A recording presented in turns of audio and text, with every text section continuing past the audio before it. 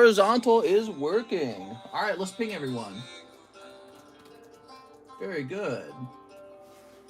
Oh, we're starting pretty late tonight, huh? That's okay. We had a really crazy stream yesterday. Here we are.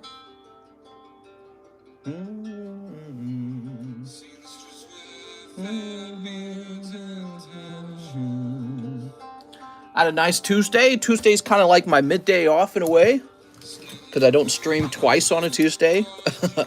Once upon a time, I didn't ever stream twice. A daytime stream was just like an idea one time. That's it. I never did daytime streams. It was always a nighttime stream. And those nighttime streams were started at like 2 a.m. They started so late. Turn this way down. All right, cool. How's it going, guys? Sorry for the late start. I was cleaning up a little bit. We make a big mess when we have a big, long stream like yesterday. And I had to make some more Pokebras. So we got Pokebras here. I was also doing a submission. So, I have to submit submissions in order to get, cards back. And then we have cool slabs on the table. I have a submission returning soon. So I'm excited for that. I saw the grades on it. Some of the grades were pretty decent. So I'm getting some good grades on my next submission. I don't know about the PSA one. No, the PSA one was terrible, wasn't it? And that one will probably show up in a day or two. But that one's going to have a bunch of... even the best grade is just a 9, I think, in that one. Oh, I gotta sneeze, man. I'm getting real sick of this Cardconomist. Hold on. I gotta sneeze. Oh, man. The sneeze is, like, lingering, but I can't sneeze. All right. Well, now I'm gonna have a runny nose, I think. Whoa, Champions Path, Charizard, he's the slab break. Jump into that. Let's see how many people are in the slab break right now. 1, 2, 3, 4, 5, 6, 7, 8, 9, 10, 11, 12, 13. 13 people in. We need 23 more people to finish that Champions Path slab break. This Charizard is the chase card from that set. He's the most expensive card, and he's already graded 10. How about that? Why do you let in linger? First music request of the day is Sea Shanty. Do you have to? Sergio, you don't even wake up early for work. Jen's here, panic. Mr. Snotting on the cards. I got a runny nose. I'm snotting on the cards. So the other big news is Breakthrough is about halfway done. Let's take a look at the sub list here, guys. Whoa, whoa, whoa, whoa. Here are the charity cards and the destroy cards. So, large sub list has 2 spots. The XY Breakthrough is exactly halfway done. Box break number 1 is base set unlimited, and I think we should just call it the vintage box break. Kind of makes more sense. But yeah, take a look at that. I'm the only one in there. 2 spots. A number of people have. They're starting a SLAB-AWAY for a booster pack, so when they're done paying those down, they'll be added to the list. Here is a medium card we're not using anymore. I'm just going to throw that away now. All right, the Lake Vacation sub list, $10 if you want to get in there. And here's the base set sub list. 12 spots have filled. There are a total of 34 spots. You have a 1 in 34 odds. Here's the large. Still making a little bit of progress. Oh, taking closer and closer. Very scary. All right. Music request, Tom McDonald, Snowflakes. Need Japanese base set break to finish. We have the Japanese base set break. Josh Stone, Jordan Estrada, Daniel Corona. Here's the deal. There's so many good options on the table. People really are tempted by so many different things going on. So, if the base set break Japanese was the only thing available, it'd sell out. But there's so many other cool things. It's competing with everything. Pokebras, Live Customs, Slab Break, the large sub list, the vintage booster box sub list, just everything. There's just so much. All right. The large is scary. Yeah, don't jump into it if you're scared. I don't want you to waste any money. So, man, how's it going, guys? Give Mr. more likes. What's up, A. Perez? Thanks, man. I gave away like 6 slabs to somebody last night. That's a lot, huh? I feel like I'm going broke giving away all these slabs a little bit. Definitely not what I used to do in the past. You guys know in the past I did not give away this much stuff. So this is unusual behavior. I mean, just in the last week or so, I've given away a lot. But we're going to do a giveaway right now for you guys who are here first. So let's do this. Iron Treads now. And I'm going to go open up Nightbot. I think part of the giveaway is these slabs here. But you have to remember, John has to do this work for me. Moderation activity is now hidden. What? What does that mean? All right. Anyways, so, this does cost me some money. It costs the supplies, and it costs John's labor hours, really. So anytime we grade these free ones. Let's see. Tonight, it's going to be... Okay, I got a keyword. Did you see SGC is making concerted effort to grade more Pokemon cards? Oh, that's great. They won in on the cash cow that is Pokemon. So that's March. That's the keyword. That's an R, by the way. This is a cursive R for all you youngins who never did cursive. Yes, I was taught cursive when I was younger, and then I did an enormous amount of writing when I was young. I wrote books and books full of stuff, and it was all in cursive, and so now I permanently write in cursive. So March is the keyword.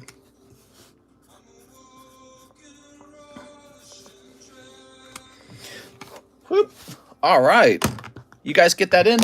I don't think we need to hold the card up because you guys can see each other typing it.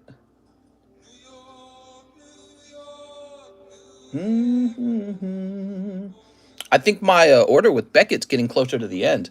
They invoiced me for shipping. Ryan Searles. Hey, mister. I'm haunted.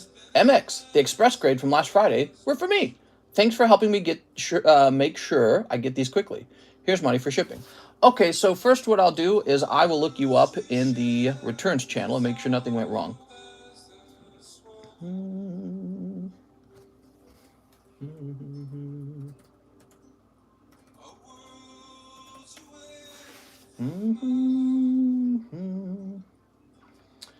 You're correct. I do not see any Ryan Searles. So let me check through this box and see if I can find you in here, okay? Jennifer Yap, Aaron B. Gordon, J. Dean, Weston, Joseph, Octavio, William, Darren, J. Dean, Daniel, what is this? Something. I have flipped the box around at this point. Trenton Conger, Darren Thompson, Michael Beckner, Bobby. Damn it, Bobby.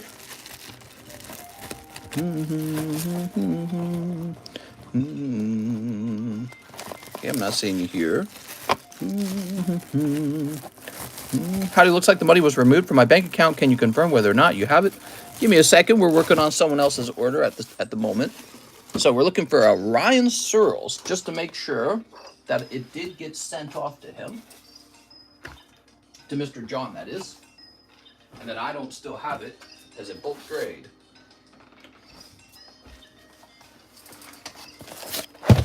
Okay, I got my big box here. We're in March. That's right. It's a new month.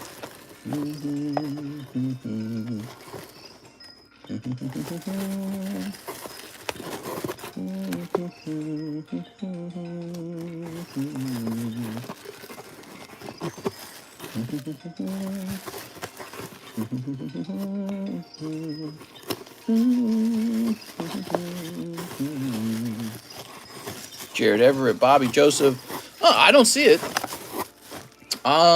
So John hasn't posted it, and I don't see it, huh? What about over here? Maybe over here. He said last Friday, actually, so it could be in this pile. Oh, could it be these two? Boom. Right there. There's two Ryan Searles. Ryan Havens. Let's make sure it's not those two. And he says, oh, you didn't tell me what they were. So these are for last Friday. Thanks for helping make sure these get here quickly. Can I rebuy it and you can refund the e-check when you get it? It says David McKira. Hold on, David. Hold on. I'm working on someone else's order, man. One at a time.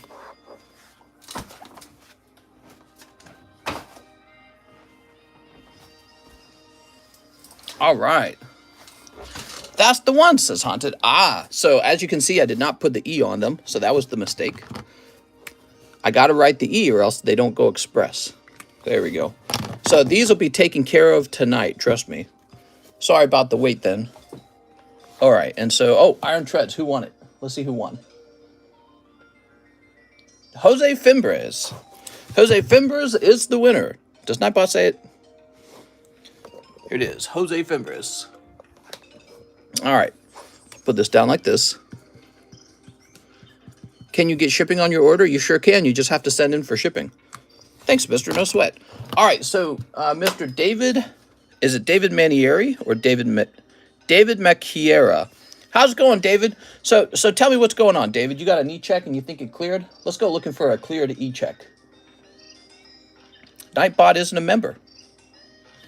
Should still be able to talk. I don't have it set to members only. Weird.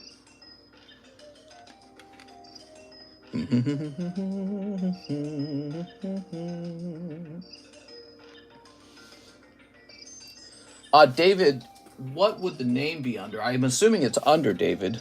Yep, there's a David McGeary. So David, I get this. That should be the box. Be the box, I believe, Resurgence of Power. So this is what I got on my screen. Are you ready, David? David McGeary, pending until March 2nd. $180. All right, David. I sent you an e-check. It left my bank account, but apparently it won't clear through PayPal for 7 business days, since I don't want you to hold it for 7 days. Yes, I can try to refund it, but it's going to tell me I can't. All right, so let me show you how it works. So here it is. When it's pending, it can't be refunded. Normally, you'd go here and you'd click refund. I'll show you. Here's David Capistrand. The payment says completed. And when we scroll over here, there's the refund option. So you can see for yours, I have no option to refund it. PayPal just doesn't let me. Otherwise, I would very happily do whatever you wanted. It's just PayPal. I can't do anything about PayPal. I can rebuy it, and you can try to refund it once it clears. David, I'm totally down for that. You can trust me to refund your e-check, okay? So when it does clear, I will then refund you $180. And if you send in for the box tonight, you'll get that box. Sound good? Okay, that's been sorted. And then let's see. We got, oh wait, was there more for Ryan? Okay, no, Ryan's taken care of. Jeff Leon says 3 Scarlet. What's up, Jeff? Jeff's always here. Sounds good. You've been doing this long enough. Yeah. I sure have. I got to train. I got to hire a girl to take over for me, right? Isn't that what I said? So we're trying to hire a girl to take over the stream. So I can retire and be I'll manage. I'll do the managing. Here we are. Oh, wow. That's a great round, Jeff. Snipe, man.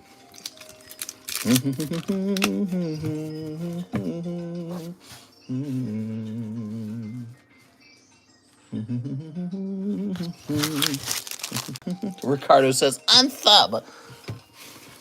There we go. I won't buy it if it ain't Mister. I'm not a simp. Here we are. We'll get an AI voice changer, and she'll sound like me. There we go. Okay, let's see. She can have angry, bad takes on all politics. Unions? I hate unions. I love capitalists. Jeff Bezos is our friend. All right, here we are. So, Mr. Some people call me Mr. No Scope. Is that right? The way I wouldn't try to e-check it again. I'm a girl, buy me a base set pack. You wish you were a girl. I bet if you're a girl, you'd be an ugly girl. Deal with it. Just find another streamer and merge. I'm looking for somebody who wants to make the move out here to Lake of the Ozarks. So it's a physical relocation.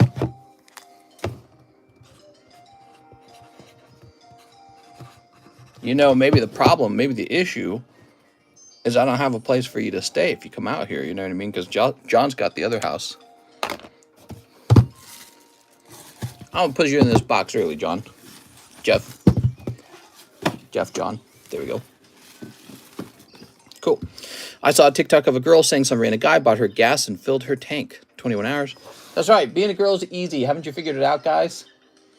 Joseph Juarez for my new mail-in, and that's on the way. Package should say Jose Juarez. All right, sounds good. 12 express grades. Oh, gonna have to keep an eye on that. So let me add Joseph Juarez.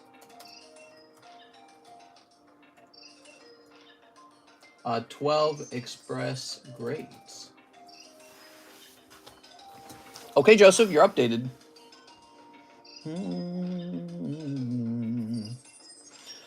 Robert Churchill. Hello, Robert Churchill here. I broke about a year ago, and life happened and haven't been back since. Wondering if I still had my bag around. I was in the yellow R box. Thank you. Also would like as follows. All right, I'll try looking for it, Mr. Robert. You might have it. You said about a year ago. It could still be here. There is a possibility. A lot of R bags left over. Ryan, Rage Quit, Ricardo, Ronnie, Regilio, Real. So when a bag reaches the age of 1 year old, we remove it. And so if yours went over 1 year, it's probably been removed because the R boxes are really overwhelmed. Robert. If you had anything valuable in it, though, we can track that down and replace it. Okay, I'm checking box number 3. We actually have 4 boxes just for the letter R because there's so many people with the letter R in their name. And so it's become a real problem. Raphael, Robert Gomez, Rainbow Turtle, Rebecca Hope. Look, see, like Rebecca Hope, that's a year old. She should come claim that. Robin Supper. Sorry about life, though. I hear you're having no fun in life, huh? Ryan, Robert, Ramiro, Ryan Oshner, Robin, Rayner. I'm not seeing a Robert Churchill, though. Let me check back here real fast. So I have this box for bags that are about to go past the 1 year mark. In fact, they probably all have now. Thank you for being a great source of content. No problem, man. Aiden, Aaron, Theodore, T.Y., Juan, Sammy, Shooter. Here's a Ryan Hutch. You want his cards? I'm just kidding. I don't see your bag, unfortunately. Look, Ryan Hutch is past a year. This says 2, so that's February. I wonder what he had. Wow, I had the exact same cards as him, in fact. Yeah, Ryan Hutch abandoned. Do you have any more Sightseer PSA 10 for sale? Looking to buy. I wish I did. I just don't. I'm sorry. So Ryan, I have a suspicion it's been reclaimed. There we go. Or repoed. But if your bag's been repoed, you can get the good pulls back. You just have to do some research. Here's what you need. You need to know the last time you shipped, and then you need to kind of remember the good pull in your bag, and then use the PayPal payments from the last time you shipped, so like after that last time you shipped, to see what was not shipped, and then try to use those payments to track down when you pulled the good card. Get me a clip of that, and then I'll go buy you that card, okay? How about that? So let's put this together.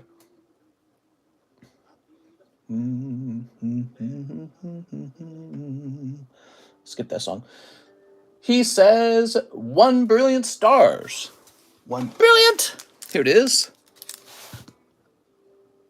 Brilliant stars times 1. Vivid voltage times 3. Ah, vivid voltage. A blast from the past at this point. No worries, if you can't find it, I have all of that and looked it up earlier today. I can do that. Here we are. Brilliant stars times 2.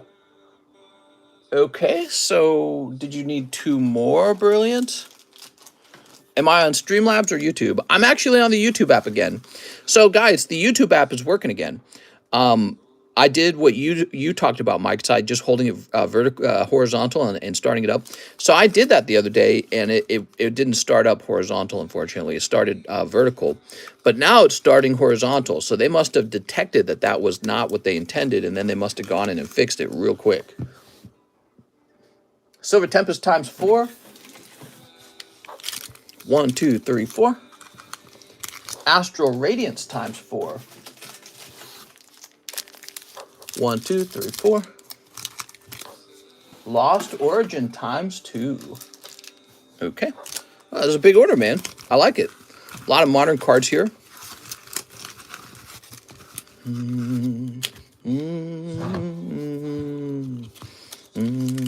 Last try. What happened with the giveaway last night? Somebody won it. Somebody named... I can't remember his name.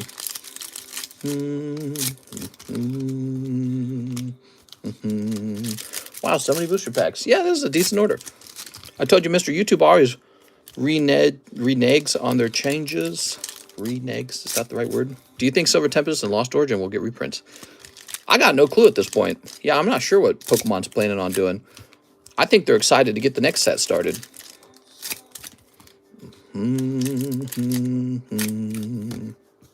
Pokemon's moving too fast, man. They're getting card set after card set out. It's wild.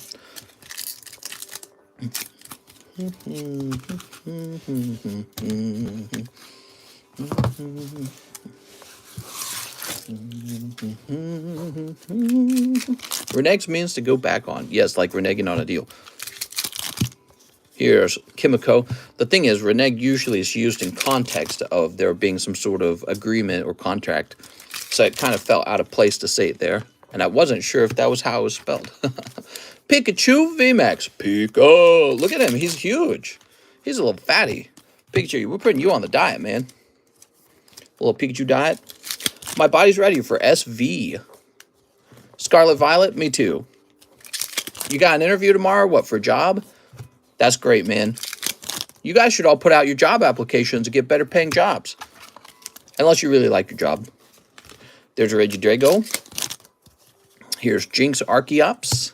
Jinx! Dreepy. Growlithe. Oops.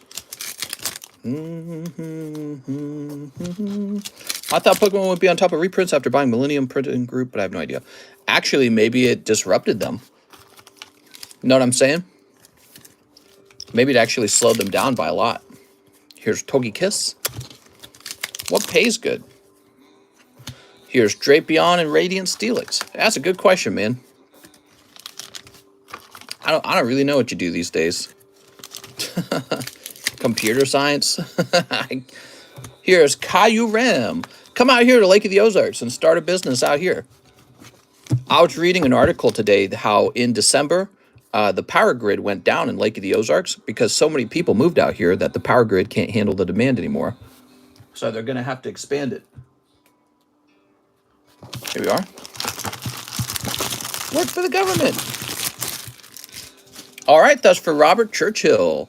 Robert, look at those pulls. I like your fat Pikachu. But let me get you a little bonus pull. We're going to get you two, in fact. Emoga and Landorus. Here we are. Get you one more, huh? Get you one of these. There's a Pokeball from the Old Maid set. That's very cool. It's the meteorite that crashed into the grid. Yeah. Yeah, so apparently what happened was there was a new record on power demand out here in Lake of the Ozarks because a bunch of people moved out here. I want to make $150,000 a year. How can I do it? Well, here's my first question, Mr. Perez. Are you married?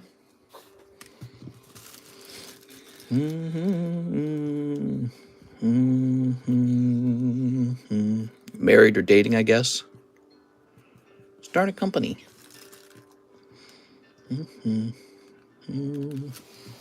A. Perez has got the glasses. That means no. So, you know, you really only have to earn $75,000 if you and your wife are both making half of $150,000. I'm married to celibacy. Yeah, I don't know about that, man. I make $150K working in finance and pharma. Drop shipping A. Perez. All right. Procodtate. Joint income. That's right. So you can increase your income right away if you just share a home with somebody. And that's a big deal. I was showing my wife an article that said that married couples had 9 times the amount of wealth than unmarried couples. And they were talking about millennials. There could be a lot of reasons for that.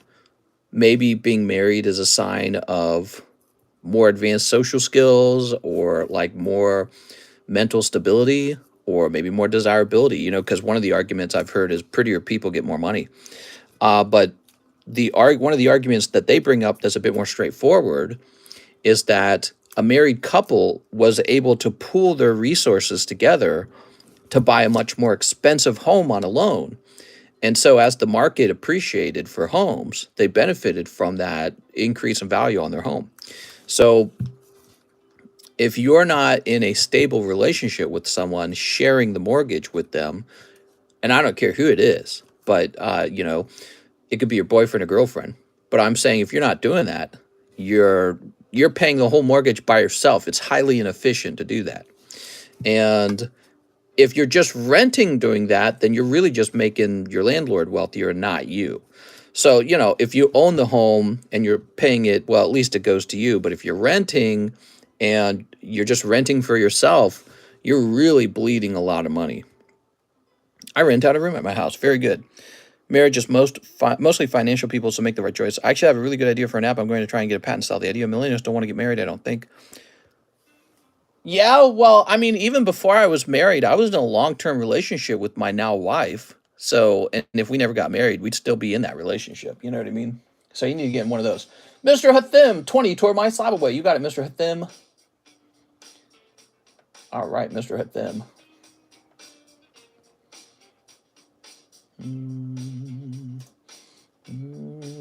So we're going to take 112.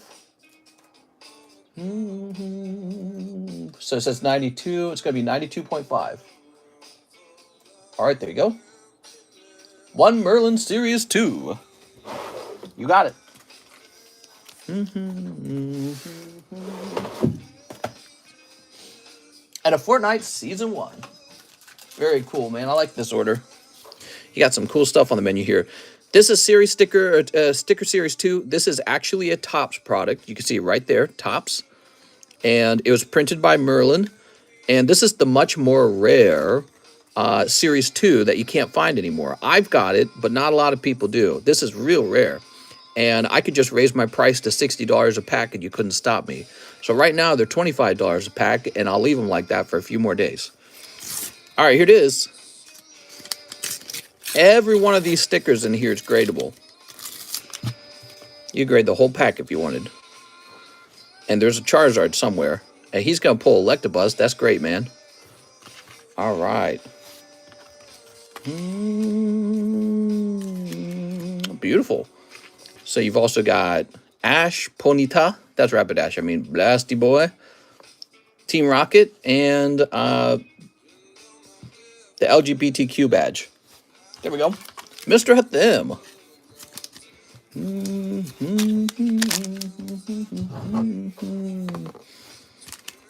Still listening to that 90s mix, I guess. Here we are.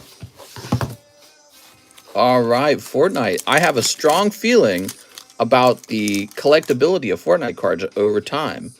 Yeah, a lot of people didn't think Pokemon was going to be so expensive 25 years ago. And they look back on it now and they go, oh, I could have opened so many Pokemon cards.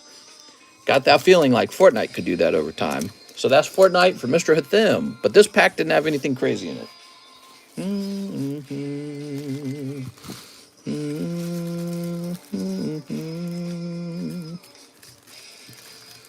TCC hosting the LGBTQ barbecue this April.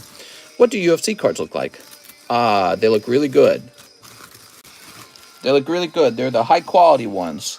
They're they look like they're thick cut cards and they're holographic. The whole thing is. It's snowing. I'm a traditional Mexican male. I want to be a Maine breadwinner. Yeah, I gotcha. The world's changing, you know. I feel the same way. I like the old gender roles a lot. I like the whole, hey, I'm the man, I'm in charge. You change my underwear for me with the poopy streaks in them and take care of the kids, and I go out and work, right? So I like that. But that's just not the world we live in anymore.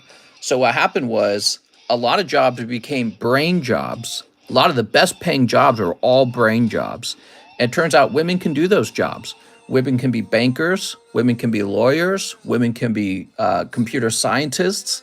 So they're really competing with you now for the price of a home. When you have a lot of women working in those fields, they have a lot of disposable income, and then they go and they bid up the price of a home. And then you can't buy a home because the price of the home went up so fast. So that's what's going on in the world. So you need to start changing your concept of what it means to be a successful male from, well, I like to be a traditional male to I like to live in a mansion home and retire before the age of 100. And that might include having the ability to win a partner who has a good income, you know, because it is still a competition So in the past, I guess you would compete with men just for the job that you had. I think now you compete with men for the job, but also for which girl you have. And if you're real skilled, you're able to pick up a girl who's able to add to that income. But yeah, I don't think most girls are going to want to date you if they earn quite a bit more than you. So, you know, you can try hitting above yourself in terms of income with your partner, but I just think that'll be difficult. If you pick a partner who's earning less than you, she's more likely to stay, I hear. Like statistically, I guess that's true. All right, here we go. Let's see what we got. Abraham Rios, box break number 2. We got it, Abraham. Okay. About to marry this girl who makes a lot more than me, but she ain't the prettiest. Extra Chris. Well, at least you're honest about it. But I mean, imagine if you said that to her. People are very sensitive about that kind of stuff, you know, but we all get ugly when we get old. But yeah, I don't know. I guess so. That's a bad way of looking at it. Well, at least she earns a lot of money. You got to find her attractive, man, because when you fight, you're not going to care how much she earns when you fight. You're going to care about whether you still find her attractive, in my opinion. Don't let her find your account, Chris. There we go. Yeah, I'd say, you know, another thing about having a working wife who has like a skill, she's probably going to pass that on to your kids too. You know what I mean? So if you get somebody who's who's on the smarter side, she's going to expect you to be really smart to compete with her. You know, because girls, the whole hypergamy or whatever the term is, I think they do pay attention to that. You ever notice the archetypes for a girl? Vampire, werewolf, doctor, CEO. You got like the Incredible Hulk. My wife finds the Incredible Hulk sexy, right? Here's my theory. It's just human nature running its course, and women are trying to evolve, basically. They're trying to become more than human. That's why the archetypes, half of them aren't even human. Werewolf, vampire, those aren't human beings. So girls, they want you to be so much better than any other man. They want you to be like otherworldly, basically. And I think that's the challenge for men today is just to be extremely excellent. And I would just work with the card you have and try to express your genetics as best as you can, whatever gifts you've been given in particular. But you should be aware of the game that's being played and have a strategy, you know what I mean? Nathan Gardner, 1 slab break. You got it, Nathan. What are we talking about? This is a Pokemon card channel. All right, Nathan. You know, I went through like several stages in life. When I always thought of, you know, like a girlfriend when I was younger, I wanted her to be almost exactly like me. That's how I imagined her. I wanted her to be like really smart. That's what I found attractive. And then when I was in college, I wanted a partner who would be a big money earner like me. And then my wife and I did start earning big money at some point. And then all of a sudden I realized, well, what I'm missing in my life are the feminine qualities. I don't have like a wife, you know what I mean, who cooks and cleans.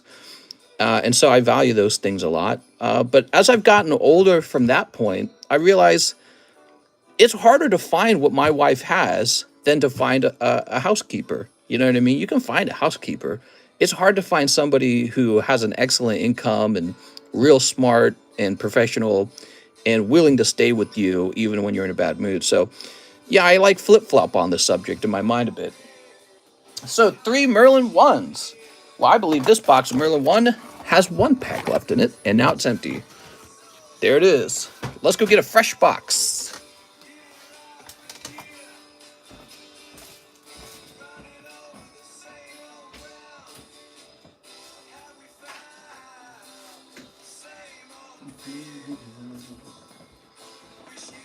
Yeah, it's a complicated world. The economy values intelligence, and women can compete with men in that area. Pretty well, in fact. All right. Especially if you're just talking about living a regular life in the middle class, women do really well with those. You're always going to have that competition now. So the game has changed a little bit. The game has changed. Now part of the competition is whether or not you can bag a smart girl. Nathan Gardner. Make sure the housekeeper's ugly. Oh, man. Whoa! Venusaur. Sick of him not timing me out when I tell him to, so I blocked him. What? There we go. Damn, nice lips. I know. Is this a woman empowerment stream? We don't even need men. We'll just put them in an underground cave and farm men for their sperm and their jokes. Right, that was South Park. Remember that? That was an episode of South Park. Women were going to take over and boys would only be necessary for sperm and for jokes. Here we are. Aha. I'm missing 4 Fortnite packs for my order, says Mr. Hathim. Oh, you're saying you ordered 4 of them. I'm sorry. Or 5 of them. I'm sorry. Let me go back and take a look at that. I'm sorry about that. We'll get that fixed. Okay, Nathan. I'll grab a free one. Oh, you think you're always going to get a free one. You already spent your free one. So let's see. Nathan Gardner. Somebody else's turn.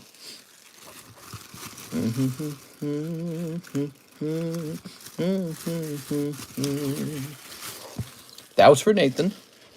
They're all at Tiffany's. Breakfast at Tiffany's. Oh, you're right. 5 Fortnite Series 1. You know, that was right where the words wrapped around. That's why I missed that part. Okay.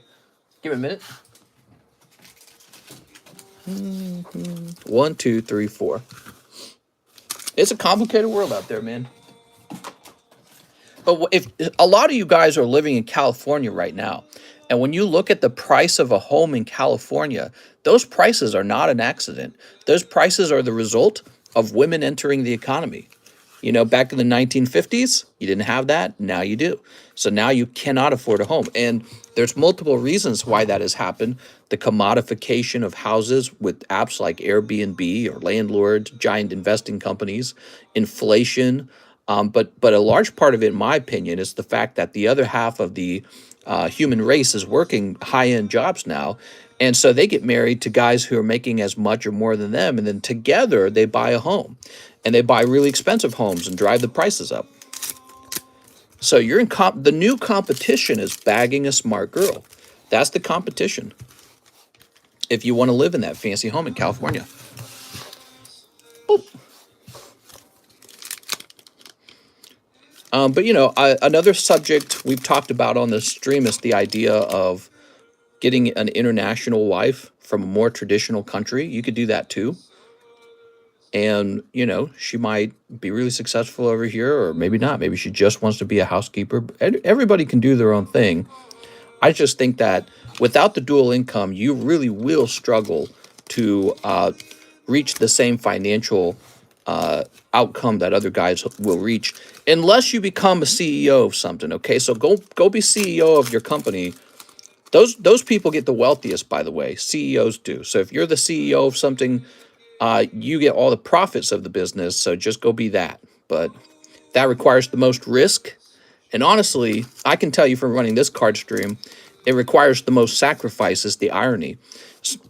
So today I have more money than I've ever had in life, but I don't do anything. When was the last time I've been on vacation? It was like 3.5 years ago. It's longer than that, actually. And because I didn't go on vacation when I was working on my other YouTube channel. So we went on vacation like 5 years ago or something. I work on the weekends, like every weekend. And I don't know if that would be necessary, but kind of it feels like it is, because it's like, this is a competitive field. YouTube's competitive. YouTube's, ooh, look at that, Dark Vanguard. YouTube's one of the purest expressions of competition. You know what I mean? So you just have to work, you know? Here we are. And so if you're looking for a regular sort of middle-class life, well, regular middle-class life, if you want to live in a place like, let's say, California, it's going to involve having a girlfriend who also works. 2 girlfriends who work. Then you can really afford your mortgage. Nothing wrong with working hard. Working hard's the only way, guys. You'll never feel better in life than when you're helping a lot of people. And I really think that's true, because I think if you get a mindset where you're trying to live off of the system, you start to feel real greedy at some point and very unfulfilled. You don't feel like you're living up to your human potential. Even if you do get to eat a lot of potato chips and sit on the couch and watch Caillou or whatever you're watching that doesn't upset your feelings, you just won't feel fulfilled. You know what I mean? So fulfilling yourself includes having some sort of work. Nathan Gardner. All right, Nate. Oh, no.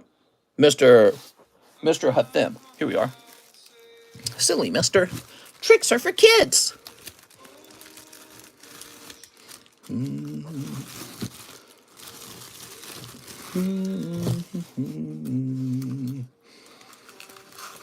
Ran, never heard of him. Caillou, the bald kid. You just described Sergio. Here we are.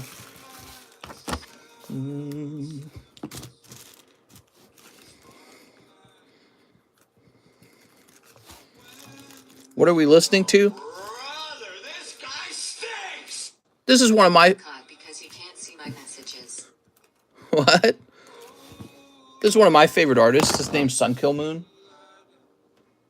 So let me see what that said real fast. Rand says, mute ProCod, he cannot see my messages. Okay, give me a second.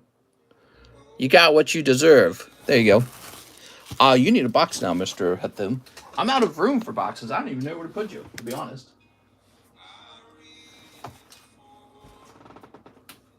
I don't even know if I have a box. I might be out. Oh, wait, I think I have some over here.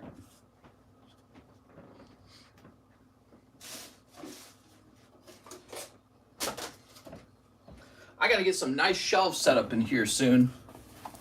This room is too full. California has its really cheap cities, but you get what you pay for. I see what you're saying. Okay. Yeah, I think men pride themselves on being competitive. You know what I mean? They pride themselves on being successful, that is. And you almost have to redefine what success means in a modern society.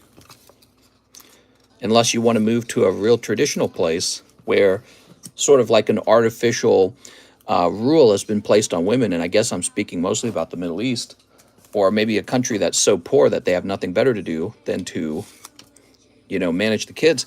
But, you know, in those places, women aren't allowed to work. So you could live that way. I just think that I've seen my wife get really complicated work done, and it does impress me. You know what I mean?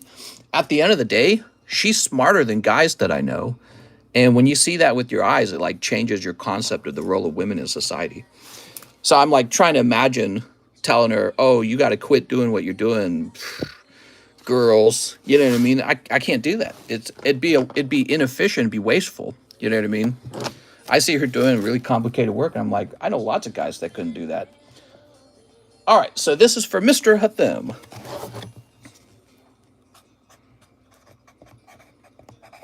So thinking about removing her from her position just seems like such a waste for society.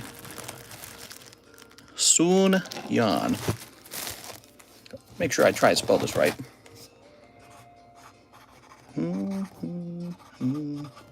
There we go.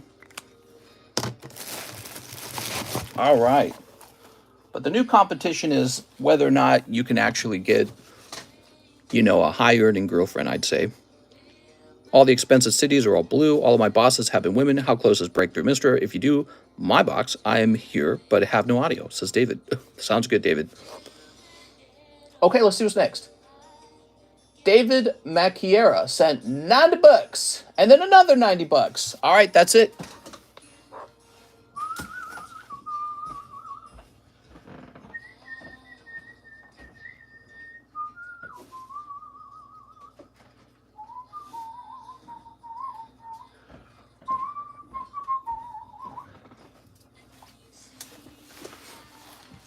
Mister, we get you have a smart girl.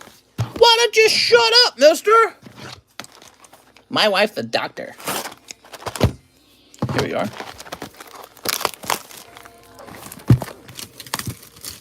Do I sound like Ben Shapiro? I remember he would mention his doctor wife all the time. It was like a meme at some point. My wife, Are those old Pokemon cards from Burger King worth anything? I don't know. Maybe.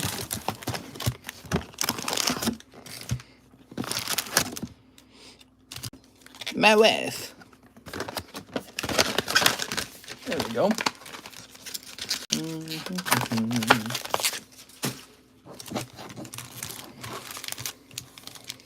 It's worth something to someone, says Joseph.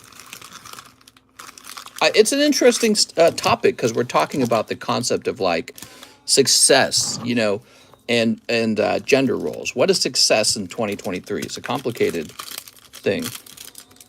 I think if a guy tries to be successful on his own, it's still possible, just way, way harder. Unless you're just inheriting, you know, money from daddy, which I hope to do for my kids. But if you're trying to be self-made, you're going to have to be real smart about it. Here we are. I'm a shaman. A shaman? Is this your main job? This is my side job. Here we are. Success is to keep in the family and have that strong blood family. I agree, that too. I define success as having children specifically. So you got to have children. If you're incapable of having children, some people are, I would say take on more of the role of like somebody who does something for society. You know what I mean? So if you're not going to sacrifice yourself for your own children, do it for the greater good. You know what I mean? I think taking the hedonistic path where it's just like we're going to have no kids, we don't want kids, we're just going to have money and go on vacations. That's fun for a while, but I think that the hedonist path sort of ends in meaninglessness. But I'm not against hedonism either, you know what I mean? So you should optimize fun in your life. You should optimize it. But within the boundaries of understanding that there's more to life than just pleasure, you know what I mean? It's a new world. It's a very confused world, in my opinion. It's a world with no religion. And especially the first world countries like Europe and America were increasingly irreligious and don't really know what we're supposed to be doing with our lives. Here we are. I disagree with you that the whole point of being alive is to have kids. Disagree all day long. In 100 years, you'll be dead and gone, and my kids will be alive thinking about the point of life. See the difference? So you only exist to have this conversation because this super ancient bloodline of genes made you. You're not self-made. So this ancient bloodline of genes brought you into this world so that you could come here and give me the very stupid opinion that we shouldn't have kids. You know what I mean? So it's like, it's almost ironic. Here you are with the ability to have an opinion because someone else did the sacrifice of having you. And then you're saying, well, I shouldn't do that. It's like, all right, if you believe that that's not a good thing. Here we are. But, you know, so I intend to have kids. And so in the future, they can continue this conversation, but you'll be gone. You won't be part of the conversation. You'll be out of it. We're animals. Animals are meant to reproduce. I agree. Here's Arden. Life is a gift. You must pass on. Well, I think you have to acknowledge that your parents did a sacrifice to have you. And that's something we kind of took for granted. Here's Ingrid. It's like, oh, having kids is a sacrifice for the kid. Here's, you have basic instincts that you are basing your arguments on. It's not basic instincts. No, this is a more complicated and abstract conversation about the idea of purpose and meaning. That my instincts is to eat a box of cookies every day, have lots of sex for the pleasure of it, and never have kids because kids are work. So that's my instinct. My instinct says kids are work. And higher thinking tells me the greater purpose of life is to pass life on to somebody else before I die. Here we are. Has anyone seen Rand? What if the world truly becomes egregiously overpopulated? Well, you could argue we're overpopulated now. You could argue that there's enough room for everyone physically, but there's not enough sustainability for everyone. Energy, clean air, access to cities or something, water. So you could argue we're overpopulated now, The question is, if you really believe that, then you're either a eugenicist or you believe in, yeah, you're a eugenicist. What you're going to conclude is that some people shouldn't exist, and you'll conveniently pick a group that isn't you. You know, you'll look at people and say, who's the worst? Yeah, oh, you shouldn't exist. We're overpopulated. You know what I mean? But, you know, I'm a realist. I'm a pragmatist. So in a way, I agree. Humans can't just breed indefinitely, especially if we have the ability to live for, like, let's say humans solve death. We actually live for hundreds of years now. Yeah, the government will probably have to set how many kids you can have at some point. That, or we're going to have some really good technology for getting everyone food and getting everyone drink and all that other stuff. Here's Regin. Jab 'em all, mister. Yeah, a lot of people assume that the super elites at the top, they bother themselves with playing eugenics on us. So they want to do population control and stuff like that. Musk said the population's not getting any bigger. Yeah, and actually that's been reported throughout Europe and Japan. Populations are currently shrinking. They are not growing. And it's the poorest countries where the population's still exploding. Two-headed dragon. Here's Zandy. Zandy? Damn them lizard people. We are slaves. Here's Kuchaspel and Sonin. Here's Salamander. Conspiracy theory talk face. Like Africa, says Extra Chris. Here's Onion Knight. Yeah, they do not believe in birth control over there or something. Well, the length of life is really short in Africa too, apparently, in some regions. You do not live very long. Poor countries make kids. Well-off countries think kids are too much work. Right. Well, in the poor countries, they're just having sex and no protection. Oh, I just got my grades. All right, I want to see my grades. Just got the email. I really want to see this one because this is a cross grade, pretty sure. I wonder if they cross graded any of them into a 10.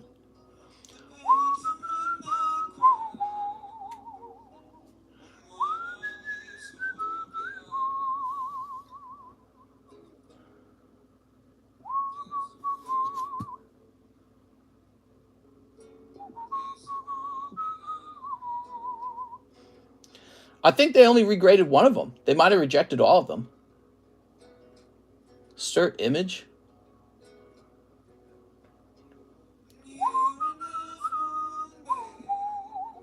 So one card graded into a 10, and I think they rejected all the other ones.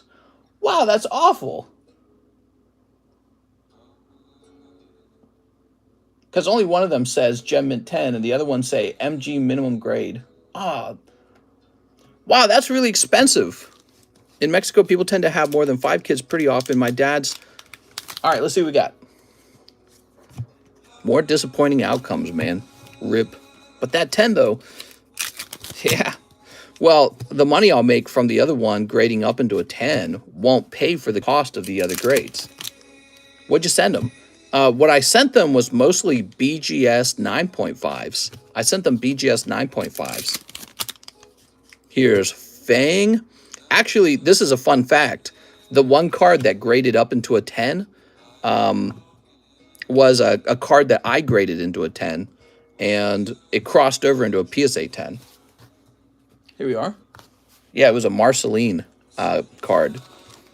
I have a strategic management meeting today to go over business, vision, purpose, goals. Is something you have done for the channel, a grading company? No, I have not. We're very scrappy. I'm going to send for the first time to PSA soon. I hope it grades well. It's only pop 10. Good luck, man. Here we are. All right, here's Fran and Garuda.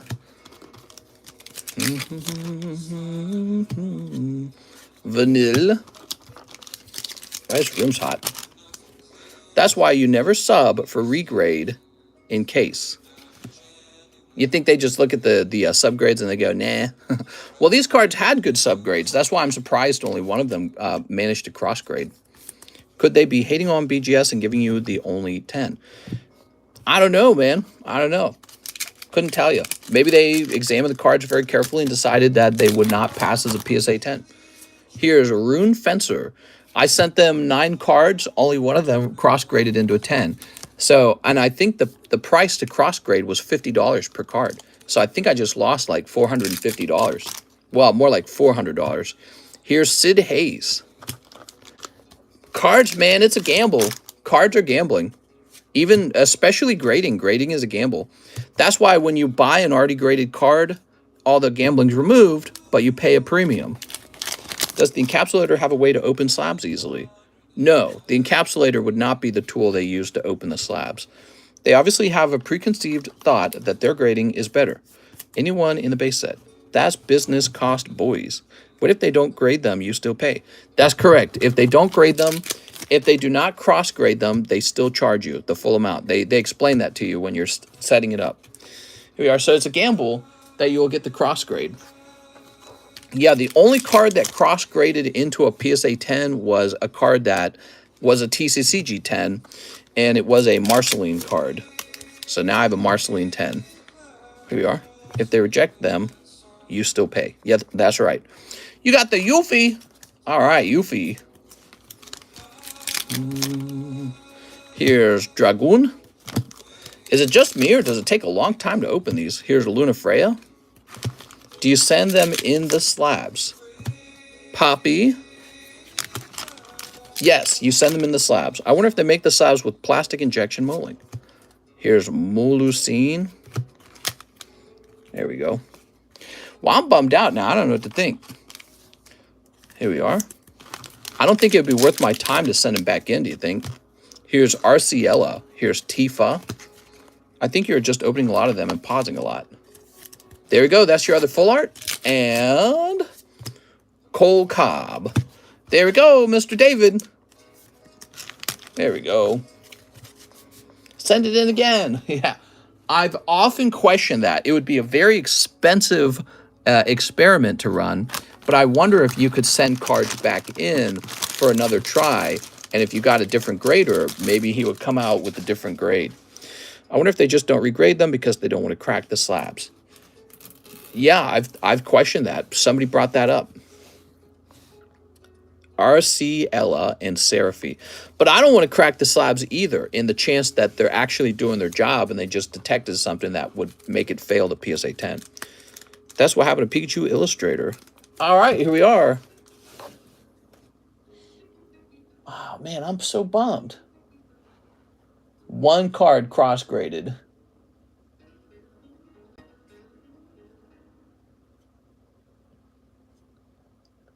They charged me $40 for return shipping, too.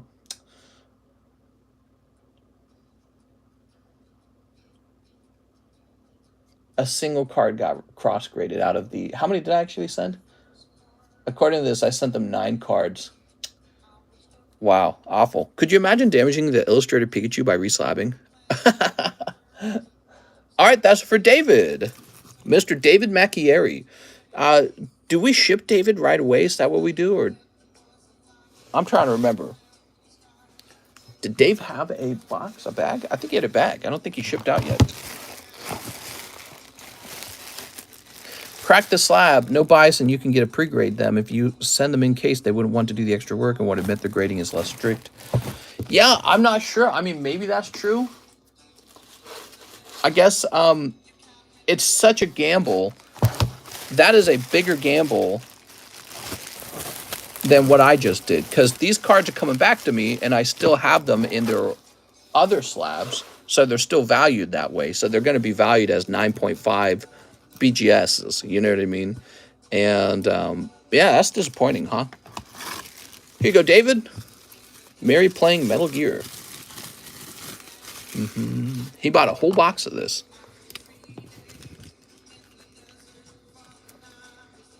A 451 card cross grade. That's pretty rough. Yeah, and I can now sell the card that I cross graded, but it's not going to make up for the loss. Loads of videos on cracking slabs safe, guys. It isn't hard. Caleb Ibarra, 7 Lost Origin. You got it, Caleb, and 1 Battle Style. 1, 2, 3, 4, 5, 6, 7. There we go.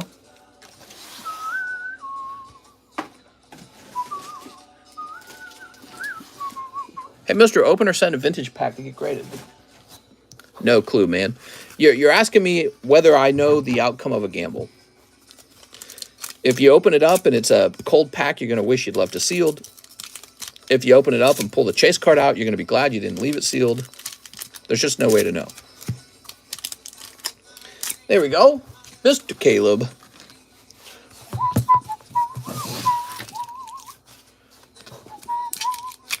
I cracked a slab the other day, sat on it by accident. Did you really? A Palm Beauty Fly. There's Polyfwirl. Foul Plume. If they make a Genshin TCG, I'm host. Here's Chandelure. Welcome, guys. I'm glad you chose to hang out with me tonight. How's it going? Caleb, this is looking like a tough round. I'm sorry, Caleb. Woo! Those Pokemon cards, though. Caleb with the K.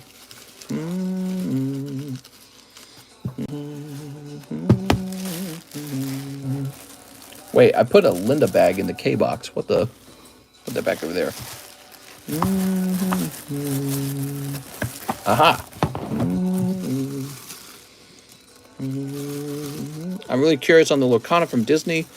I'm about to punch it in mother effort 10,000 times over, says Mary. Okay, Ryan Searles. Did you add shipping credit to my bag from last order? Also, 2 Fusion Strike. Okay, let me get the 2 Fusion Strikes. I didn't. You can just tell me that you paid for shipping. We'll be good. All right, here goes. Ryan Searles. Mr. Ryan. Oh, I'm so bummed out with the grades because I was so curious about them.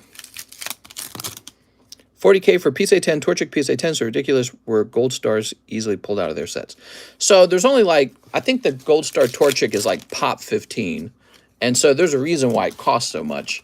But yeah, I don't know how I feel about that price. It's a lot. You know? Yeah, it's a lot. It might be worth it. It's you know, market speculation is also gambling. So even if I never open a pack, if I'm buying expensive cards for like $40,000, I am doing a kind of gambling. I'm gambling that the value of the Torchic will go up over time, and that one day I'll be able to exit the market and make a profit when I exit the market, you know? So it's all gambling. But, you know, buying Pokemon cards, in my opinion, is a bigger gamble than buying Walmart stock, right? But Walmart stock has paid very poorly over the years. I mean, it's very stable, but it doesn't make you rich. It's a good place to store your money, but it doesn't make you rich. To get rich, you almost have to gamble. That's how it works. You got to gamble on a startup, gamble on a small company, gamble on an unknown product, right? That's what makes you wealthy, is taking those big risks. David Mallory, 2 Merlin Series 2. You got it, man. I'm David Mallory, and I want to open up Merlin Series 2. If I could just grab to them. Keep grabbing like, there we go. All right, good luck. Oh, look at those Pokemon. Yeah, I saw a submission from CGC just finished up tonight. And so that is on the way. And I was looking over the grades, and some of the grades were pretty decent. I liked what I saw. Recognize this artwork? That's in Top Series 2, the Island of the Giant Pokemon. Every time you drink or eat, you're taking a big gamble if you will choke and die. That's true. Okay, here we are.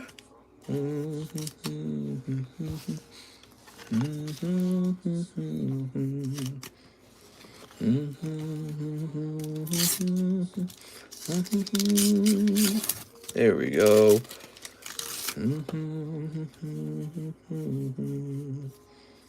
And you got Ash holding a Voltorb. Oh, that's right. I was going to lower the cost I was going to lower the cost of the movie packs. Topps movie packs. How many you got?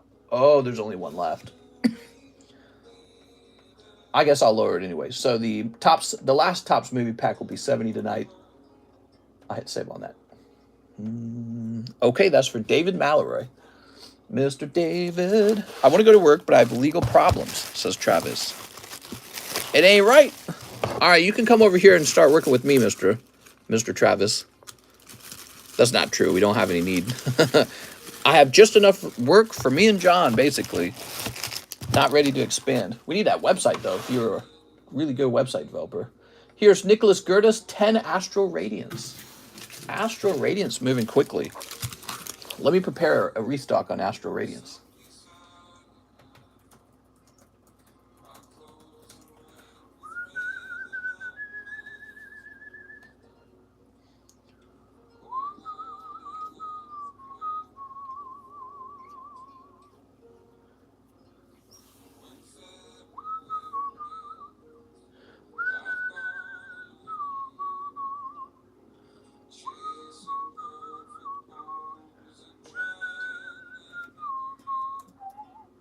Give me a second.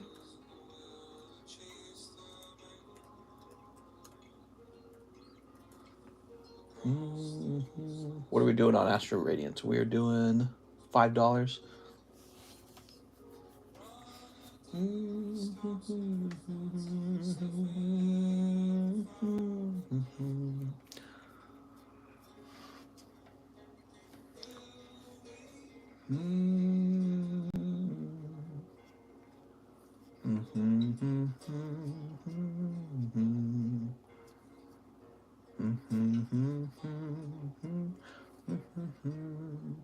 Oops.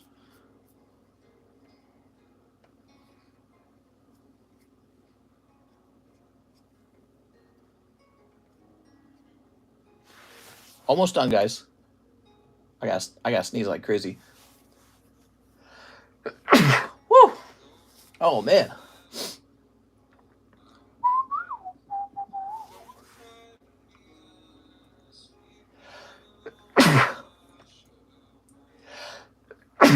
Whew.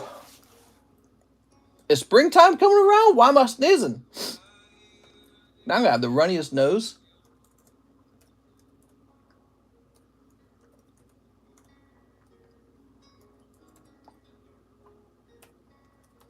All right, so Astral's restocked. It is moving up in price from $5 to $6. That pretty much just puts it in alignment with the other sets. Okay, Nicholas Gertis, 10 Astrals. This case is almost gone. That's why I did that. Oh, man. Is Kitty in the room? No. So 1, 2, 3, 4, 5, 6, 7, 8, 9, 10. 2 live customs. You got it.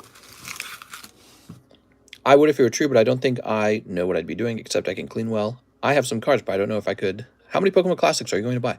2 sneezes means buy 2 more packs. That's right. Oh, man, I need to go blow my nose, guys. 1 and a 2. Mister, why are you bottom shaming? Why you only sell tops and no bottoms? I'm sorry. Okay, what you got there?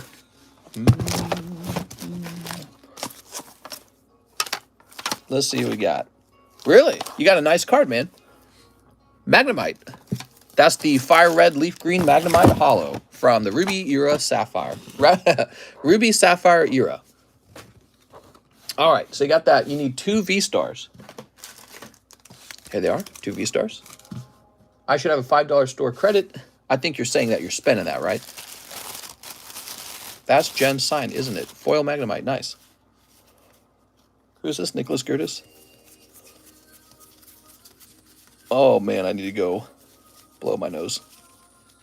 All right, I probably didn't write it down. Let me put this away.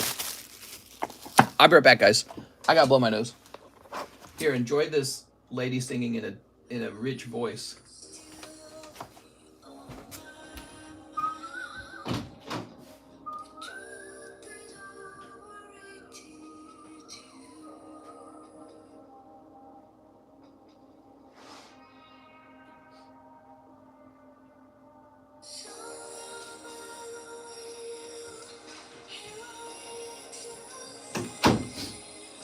All right, I got the booger nose. I'm ready.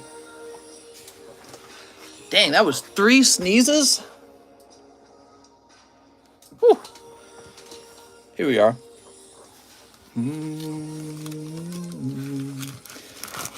I miss my pit bull, says Dow Boo. Your pity.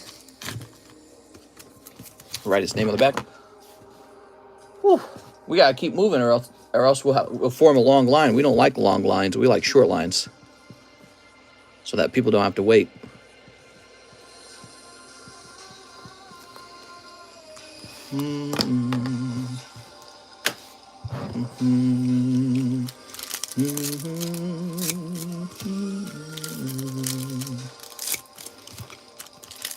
Stop, says Snorlax. What? Why are we stopping?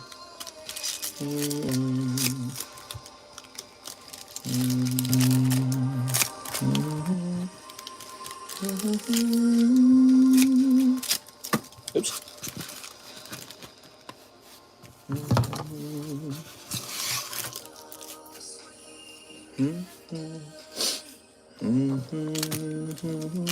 What are some of your favorite notable submissions coming back from CGC? I don't remember. Ooh, look at these cool cards, man. This Raikou is so nice looking.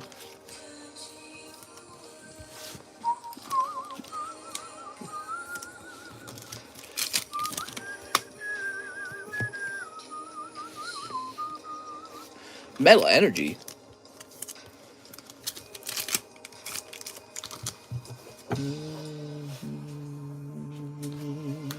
All right, what we got? Rotz. Samurott. Hiya. Made in Ohio. Here's Golduck. Dark Patch. Radiant Greninja Garchomp.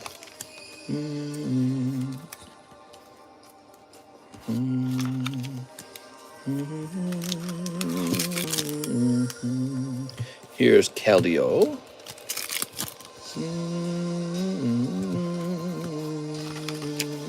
Here's Machamp.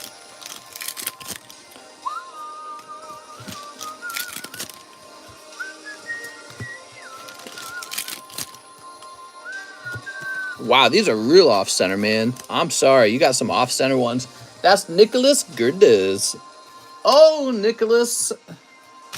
Enjoy your off-center modern cards. Oh, poor Nicholas. Dear Nicholas. It's been a fortnight since we last talked. I opened your Pokemon cards and found that they were all quite off-center.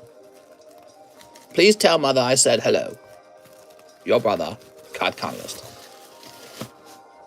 All right, Nicholas, we're done with your order. Abraham Rios, 1 live custom. You got it, Abraham. Pikachu. Very cute. He looks pretty happy. Why can't I be that happy? Now you're starting to piss me off, Pikachu. Here we are. Oh, here we are. Economist. There we go.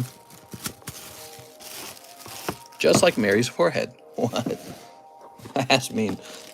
Here's Cheap Galarian Moltres. Sand Slash. He's gonna slash.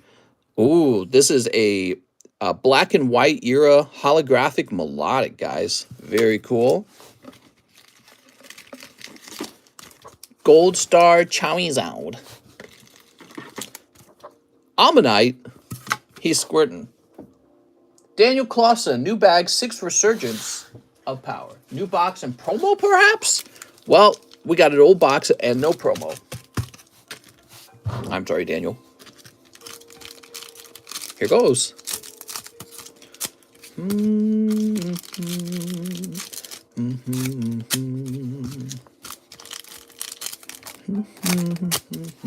Are you going to buy a Gold Star Rayquaza? No. I do not see that happening anytime soon. Here's Hein. There we go.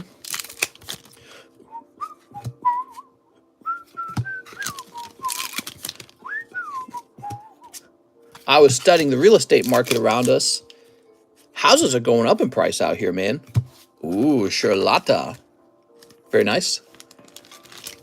I'm feeling pretty good right now. We're sitting on 3 houses right now, and the houses out here are going up in price. And so that could mean that we are benefiting from appreciation on 3 expensive loans, you know? I mean, I think the loans together come out to like 1.2 million. And I don't know. It's a good feeling. Put you in a good mood. Daniel Clausen. Of course, we're paying interest on that. So the interest cuts away at what you might have gained, but yeah, I don't know. It's interesting. I feel like I understand the world differently. Daniel Clausen.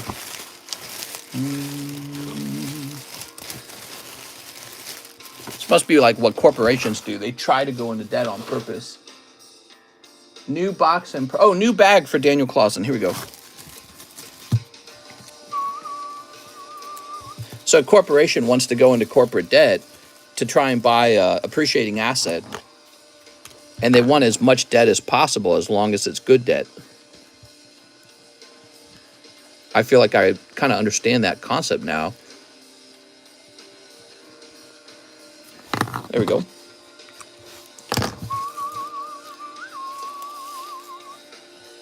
Who's next? Short line tonight. It is a Tuesday night stream. Mr. Hathim says he'll take another fortnight. You got it, man. It is a Tuesday night stream. The line is short. Letting you guys know that. I can see that it's short. Whoa! It says we got 98 viewers all of a sudden. What happened? I just bought a house off East Palestine. What is that? Dark Bomber. Whoa, she's looking kind of dark. Okay, there it goes. Now it says we have 164 viewers.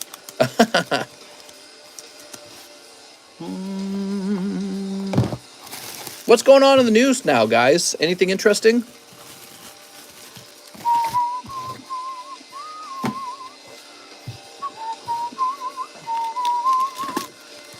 Oh, right. That's why I've heard the term. That's where the train track went bad. That's where the train crashed.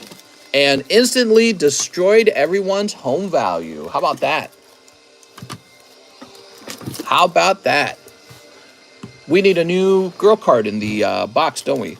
Someone pulled one yesterday. World War III, time to buy the chemical house in Ohio so I can hold it for 30 years when everyone forgets. It's an interesting strategy. You might not have to wait that long, actually. People are fast to forget things. We're sending another $2 billion to Ukraine, yet the drug epidemic continues. Man, there's so many things you can do with $2 billion. 1, 2. All right, just like that, the girl cards are sold. Interlink.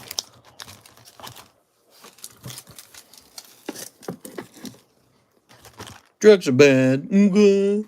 That's right. Good. Oh, man, that Venusaur. Did you guys see that Venusaur? Some of you guys might have missed that. Let's check the Zelle orders now. You ready? Joseph Albrecht. $10 to my SLAB-AWAY, says Joseph.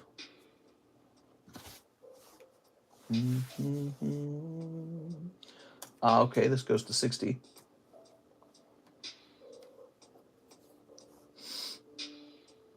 Andre, oh, wait. We were working on, hold on. We were working on Joseph Albrecht. 1 Japanese battle region. Okay, let me grab the battle region.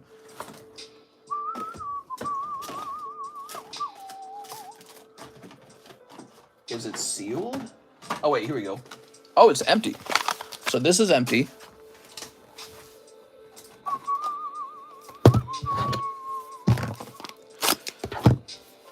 I can sense a gold Snorlax in the next pack of Bing Chilling. Bing Chilling Rain. You have like times 10. What are you talking about? There you go. So one of those, 1 Paradigm Trigger, 1 DBZ Fighter Ambition.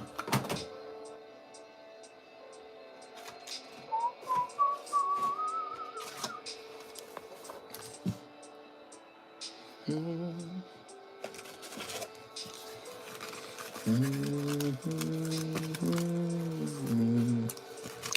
right, let's get this open. Can I pay for an express on the card I got from the Japanese pack break and you just write it on my energy card as a reminder? I sure can. Let's bank them out of there. What?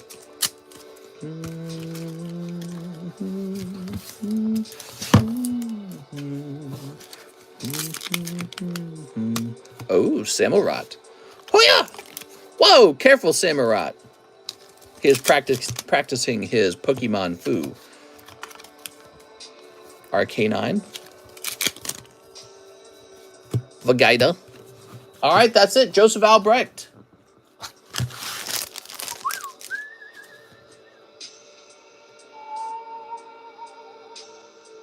Turn that down a little more. So, Joey, you're going to be up here.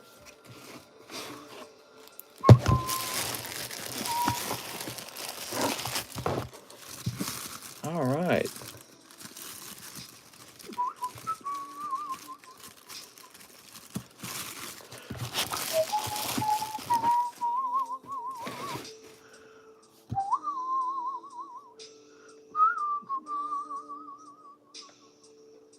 Ruben Aguilar, 5 Lost Abyss. You got it, Ruben. I think we need a new case. This isn't. What is this? No, that's Starbirth. I need a new case of Lost Abyss. I'll be right back. When you get to us, it's Andrea, not Andrea. What?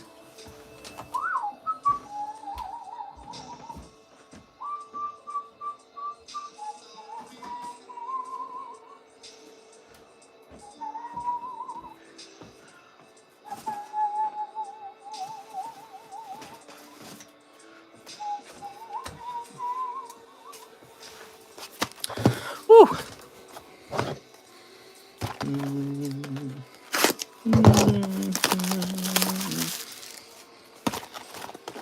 All right, fresh box.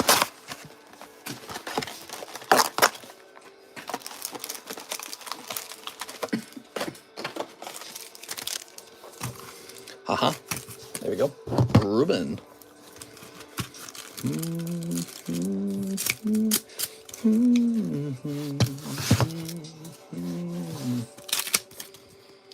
Aerodactyl. Delphox. Cold. How am I supposed to know how to pronounce you guys' names? I've never heard your names before. Whoa! Nice. That's for Mr. Ruben. How about that, Ruben? I need a PSA 10 Bidoof.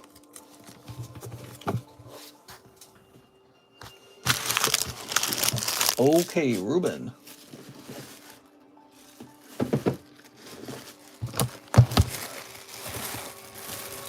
Aha. Hey, it's me, Dave. Dave Charmander? Dave Charmander's returned. It's Mike Hunt. Comfortably numb. Nah, I don't want to listen to that. I've heard it too many times.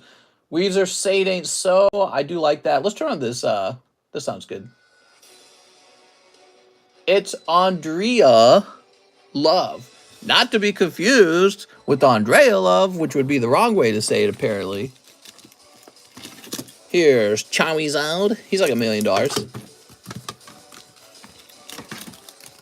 Tapu Smoople. Okay. Ivysaur. First edition Fossil Hypno. $300 Topps Chrome Slowbro. All right, there it is. So, Andrea would like 3 live customs. You got it. Here goes. 1, 2. Oh, there you go. You got 28 Chase. The name of the card is probably Chase. There we go. Get these out of the way. Andrea, you're rich. How did you know? This one right here. Yep. The Chase for Pikachu. That's Rainbow Chase for Pikachu. I guess technically you got it cheaper, huh? Because I was trying to sell it for $80, and then it went in the box. Probably for 60. Oof! What are you talking about? It's not an oof. It's a lovely card. Beautiful, man. All right.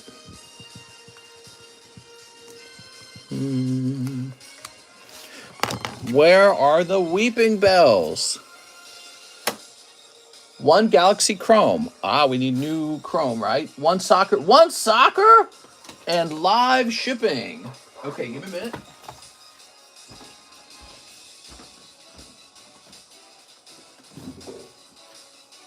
Wow, we're running low on the Star Wars.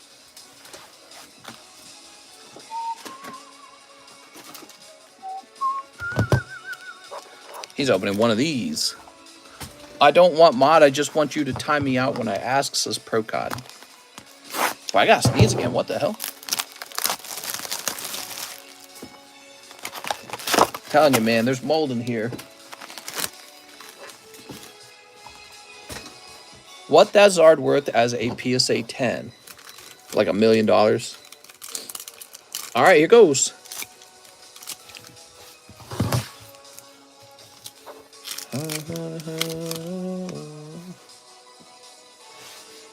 We got this shooter guy. Kapew! This Skywalkers. Kapew! The COVID is back with Mr. This stupid little bitch. Oh, I'm so tough. Here's sand people on their woolly mammoth, but it's in the sand. All right, very good. Let's go ahead and open this up. There we go. New Mandalorian tonight. New Mando. I want to watch the new Mando.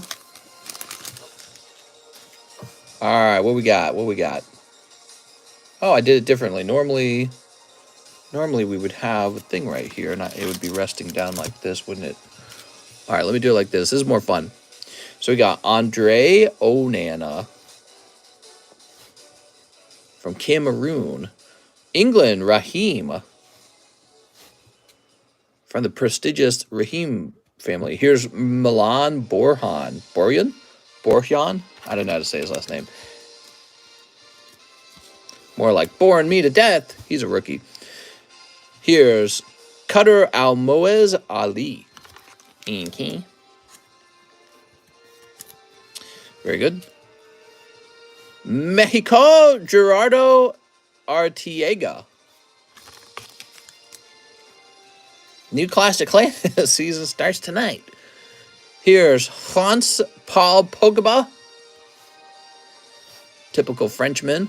Here's Netherlands, Ryan Gravenberch. All right. And not a numbered card. Kyle Walker for England. I played goalie in soccer because I was a fat kid. Here's Netherlands, Danielle Malin. Pogba's in the chat. There we go. Who bought some soccer cards? Is football. Here's Uruguay, Luis Suarez. Morocco, Adam Messina. Oh, yep, that's a rookie. And Costa Rica, Keylor Navas. Wait, he's not rookie.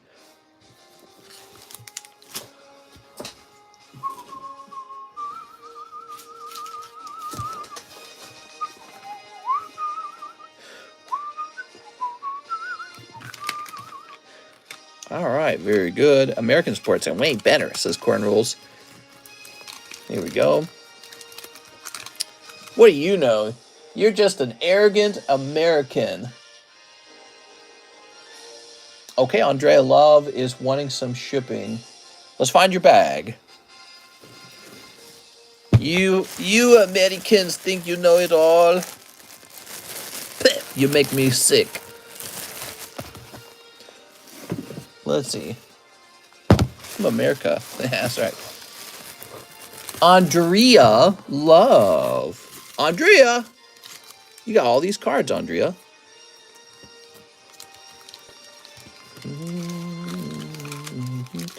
Basketball is my favorite sport to watch since the Cowboys can never win.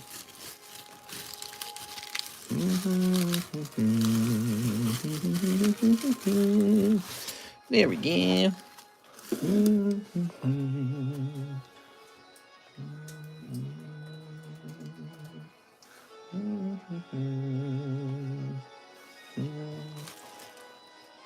All right, and a parent.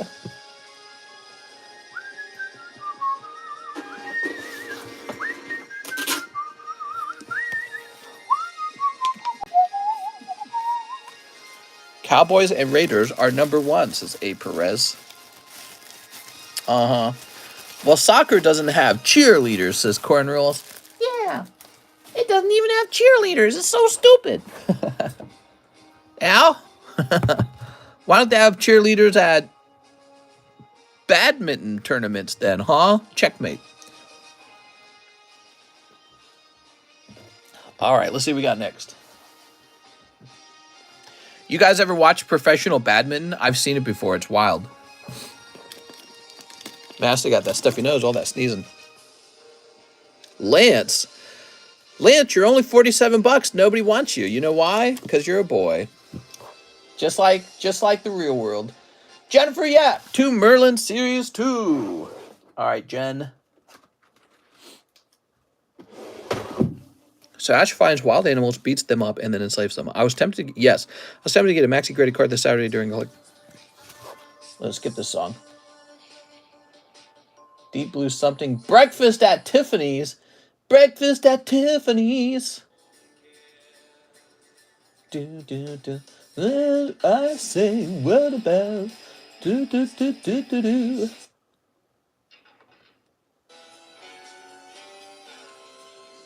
Heart of Gold. Something, something in a heart of gold. Let's listen to Heart of Gold. That sounds nice. Neil Young. He's okay. All right. Let's see if you pull that holographic Charizard. The Heart of Gold. This is what your grandparents listened to, guys. So this is a cold one, but you got a little poly whirl. Any mail cards sell 50% less. You think it's just 50% less? It's way more than 50% less. Like maybe a quarter as much. All right.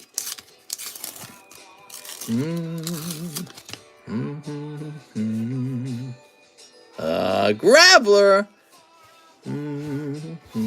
I can see how Geodude turns into Graveler. But you know what doesn't make sense? Golem. Golem doesn't look like Geodude or Graveler. Also, where did Graveler's extra arms go when he evolves? It's so obvious that Golem was like added into that evolve tree. That's the chase.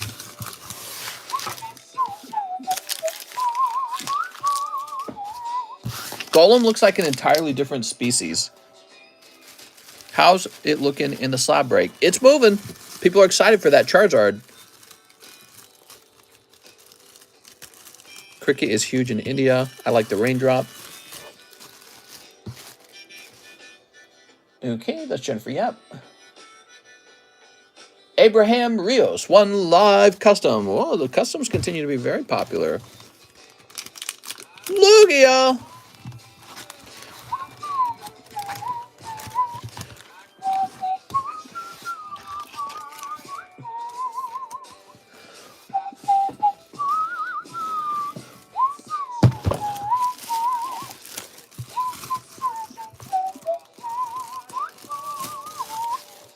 Love, Luby, unacceptable. Did not see my slabs in the packaging for Andrea Love. They get added later, that's why. A lot of people get confused by that. They get added later. 6 Scarlet. We were only printing out the label right now, that's all. Then it gets sent to Mr. John, and he gets the slabs and adds them in. JD and Meilua going in on Scarlet.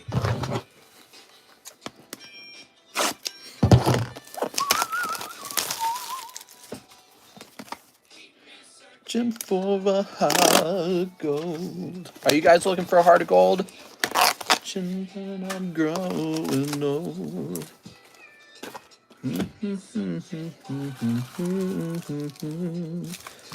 That John right there. What? How do you find a heart of gold, guys? What's the strategy? Got to be somebody who's like wise almost. Somebody who's like smart enough to understand how a good relationship works and wise enough to understand like beyond just their own personal needs, you know? That's the only way you find a relationship like that. You gotta find somebody that smart or find someone capable of becoming that smart.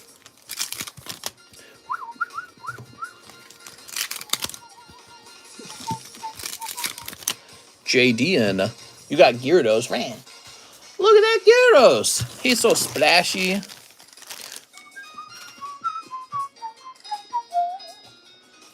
Here we are. Most humans are dumb.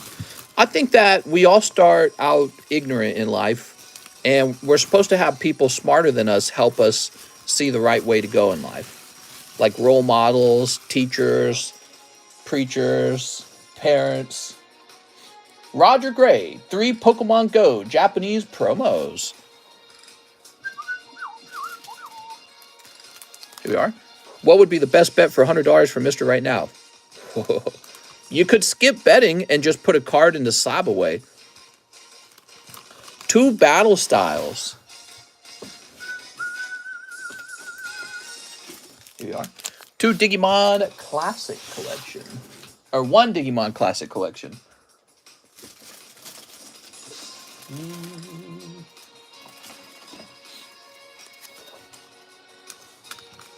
One Scarlet Violet promo.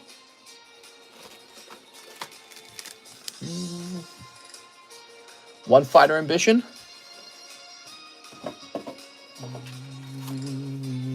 Keep your politics when you move to Florida or Texas, is what I've heard. Nah, man, let's go to Florida and Texas because we can't afford to live in the blue states, and then we'll just flip those states blue too. It'll be great. We'll raise taxes. Steep. All right. Everyone can pay more taxes.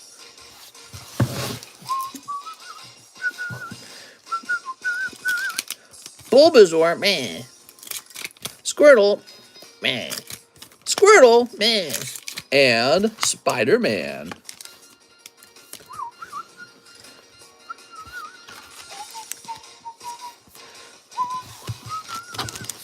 There we go. Roger Gray.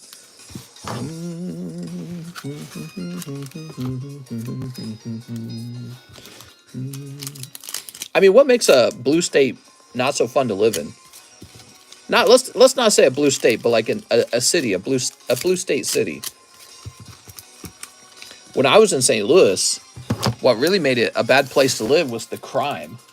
That was it. I didn't care about the taxes that much. It was the crime, really. I was like, we're out of here. Metal Garurumon. Lou V says crime. There you go. So we're all having the same thought at the same time. Crime sucks. Kansas is a beautiful state. Would love to move to central Kansas one day. Kansas is one of those flyover states like Missouri. Nobody knows what's the point of living over here. California has harsh smog and car modification laws. Okay, so probably more rules in a big city, maybe. I can see that. More restrictions, less freedom. Piccolo. Guess you got to have more rules because you got more rule breakers.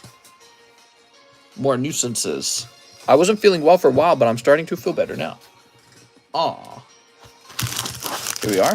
When I need to feel better, I take some Pokemon cards, blend them up in a blender, just drink straight Pokemon cards, and then I feel instantly better. I like that California has healthy food options. We don't even have a Whole Foods around here. That's like that episode of South Park with the Whole Foods. We're a real town now. Well, we don't have a Whole Foods where I live either. Here we are.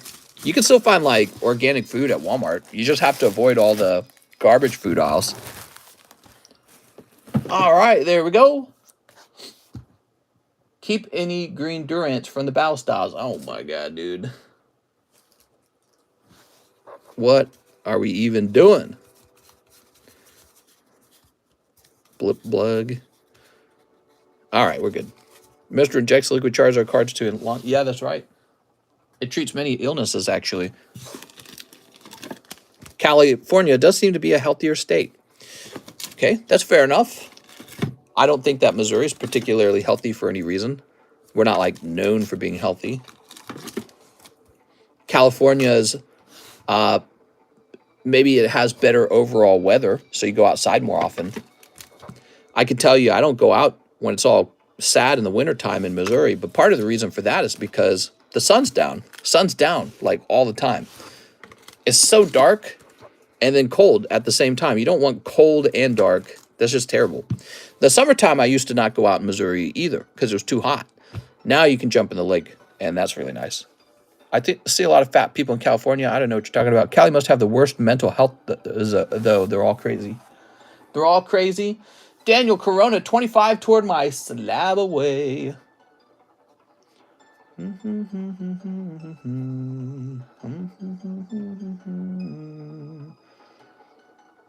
So, here it is. This will go down to 600.5. So I'm going to start applying that 50-cent fee. 13 for express shipping on the card I will get out of the Japanese pack break when it happens. You write it on my energy card. Okay, sounds good. Plus express.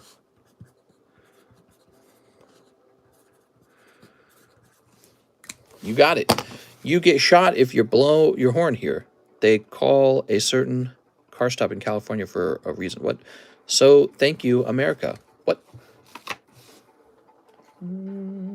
I get really jealous when I see street walks in, like, a Japanese city, and the city is so heavily developed. There's, like, tiny little alleyways to go down, and every alleyway has, like, 100 little shops. And for me, that's, like, that's pleasurable. You know what I mean? Being able to go on walks, and there's, like, a million little shops. Love that. And we have nothing like that out here in Lake of the Ozarks. A lot of wilderness, not a whole lot of restaurants, a lot of nice lake and lake sort of activities, like boating and stuff like that. But, you know, I wish I could have it both, you know what I mean? I imagine if there was a place like that near a city in Japan, the houses in that area would be millions of dollars. So I can afford my lake house in Lake of the Ozark because it's underpopulated. If I try to buy a really beautiful lake house in a really nice area, let's say in a place in America, it's going to cost way more and I can't afford it.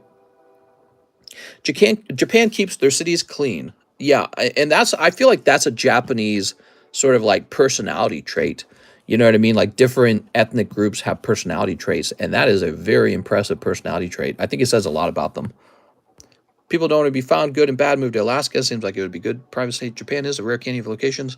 Yeah, they all go to the warmest states. Japan is full of eye candy. Crazy people are everywhere. Haha. It's called the California roll.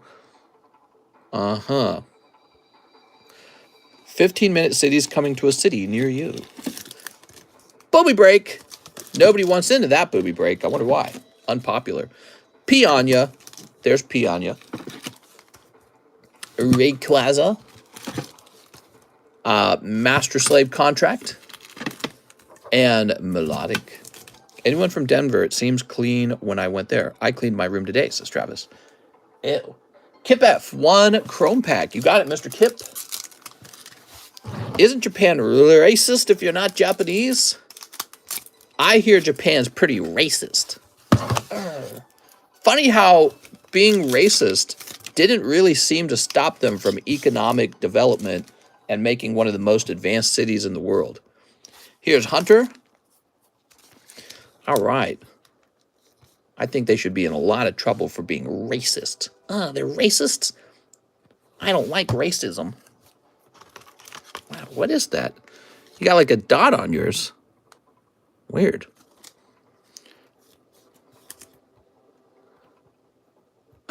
You got a dot on your card. So strange. Podraiser, how's looking the slab break? It's a moving. China has a 200 million man army. Here we go. That's nothing. I got like 50 Pokemon. They're not racist. They just prioritize their own race. I mean, I think a lot of people would describe that as racism. It's a fun philosophical debate. There we go, Kip F. Mr. Kip. Mr. Kip. Kip, Kip, Kip, Kip, Kip.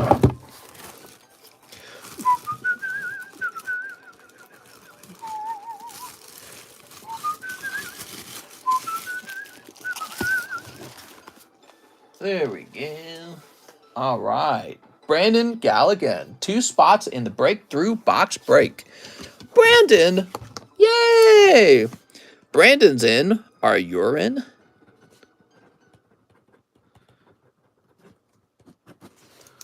And new bag, huh?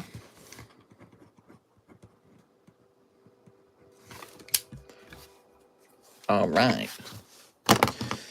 Okay. Here's Super Off-Center Gallade for 160. I'm really asking a lot for that, huh? Here's the Umbreon Dark Rye. This beautiful Giratina. Isn't that nice? Isn't that lovely? Magikarp. And Gengar. He's laughing. Joseph Adelizi, 1 Pokebee. Joseph. Joseph. You're picking up Ekans and Arbok. Pocket Monsters. 1 and 2. Doot.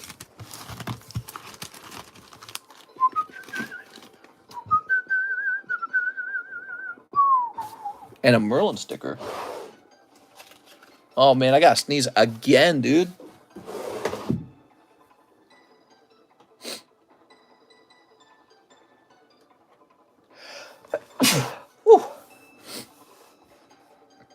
You wouldn't happen to have another Resurgence box. I happen to have one more.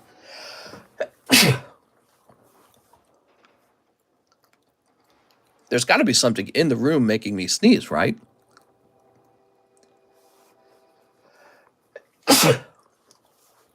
Do you have any unknown slabs?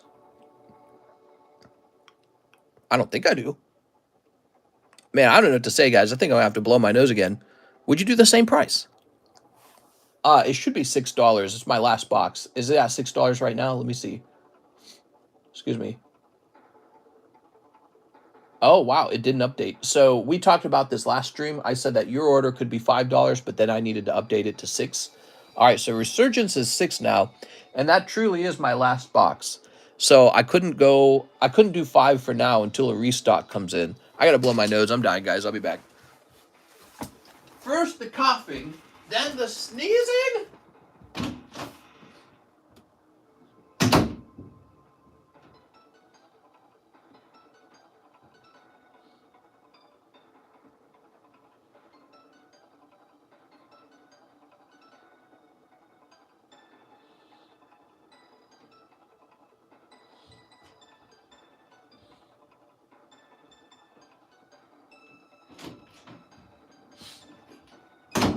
Okay, I blew my nose. Whew. That was like 3 sneezes, man. Wonder if you know how they live in Tokyo. Mister needs to buy some Flonase. Whew. So, 2 of these, right? 1 Pokeball, 1 Merlin stickers. Series 2, 20 to my SLAB-AWAY. Oh, okay, hold on.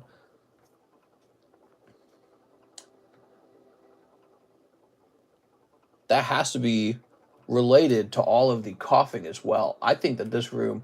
By the way, we got the email finally from the guy. He said that we do not have mold. That's what he said. I don't know what to think. I'm dying in this room, man. What is all the sneezing tonight? Electabuzz. Oh, Meowth again. Okay. It's haunted, says Alex. Japan sounds racist. I think you developed an allergy. How much to sneeze in my bag? That'll cost you extra. There we are. These old moldy cards giving you a cough, mister. Send them to me. Oh, thanks, Ran. What a friend. There we go. That's for Joseph Adelizi.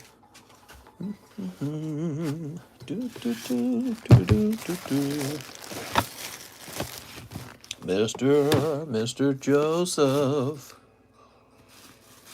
Are you up top? Is this Maisie Star? Yes, it is. Fade into me. Rockin' the Free World. Pink Floyd, Us and Them.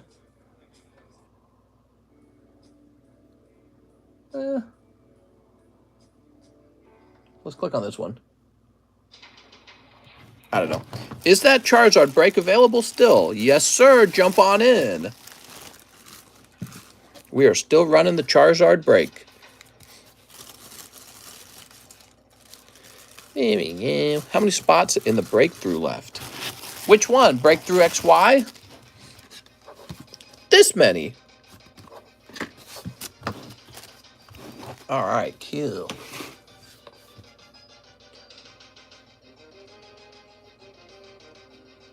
All right, now we have an order from Christine.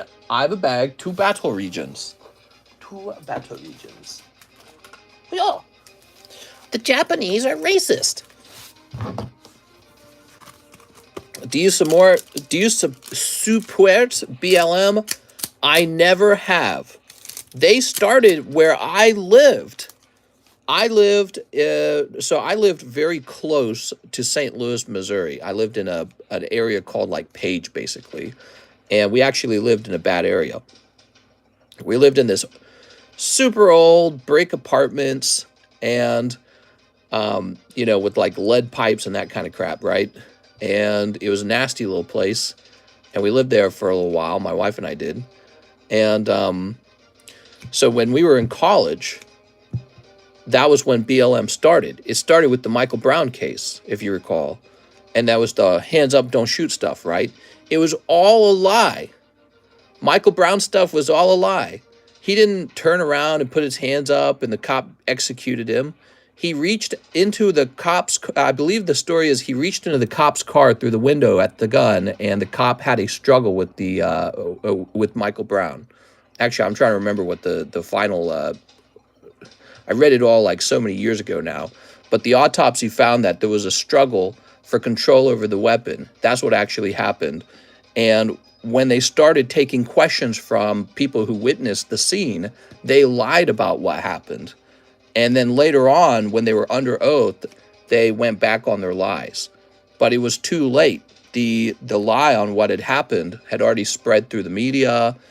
Obama had already commented on it. And Black Lives Matter formed like 15 minutes from me. And I hated it. I hated it the whole time. I really did not like it. And then Black Lives Matter went on to do the gigantic riot in the summertime just before the elections too, and that really upset me as well. I agree with protest, by the way, and I agree with political activism a lot. I just don't agree with the looting. Looting other people's private businesses is awful, and a lot of people were actually killed as well. So there was massive damage done, there was a lot of theft, and there was a lot of murder, and I don't know. I just think it was an awful movement from beginning to end. And then the leader of the movement received all these donations. And what does she do? She buys herself, she uses the money to buy mansions in California. So I don't know. I'm not a big fan. I never was. From the day it started, I was pretty directly outspoken on how much I disliked it. There we go. Christine Andrews. Miss Christine. Let's find your bag. That's racist, says Breaks. I never liked it. I feel sort of like, I feel more involved with it since it came from like where I was living. It you know, it started here. I remember getting a text on my phone from someone I knew, and they're like, they're burning down the Quick Trip. I'm like, what? And it was a popular Quick Trip, and they're burning it down. Quick Trip is like a Missouri gas station. Everyone loves Quick Trip where I live. And they're burning it down. And it's like, what the fuck? And it was like so obscene to watch because they rioted then with the Michael Brown case too. And I'd never seen anything like that in my life before. I'd never seen riots of that type before.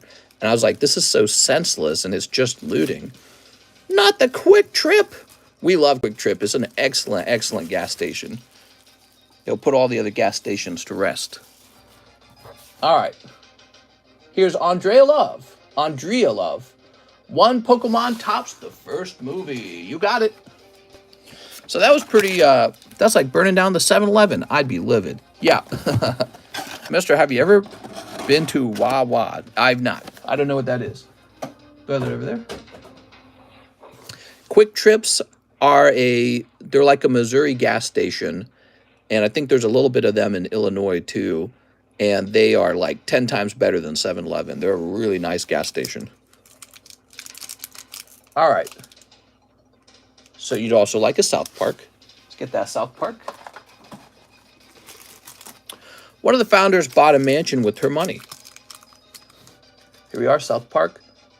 Well, you know, in their website, the BLM website for a while talked about one of their goals was to get rid of the family structure. They say one of their goals is to get rid of the nuclear family. That's upsetting. Okay, there's probably because they think it's like a patriarchy thing.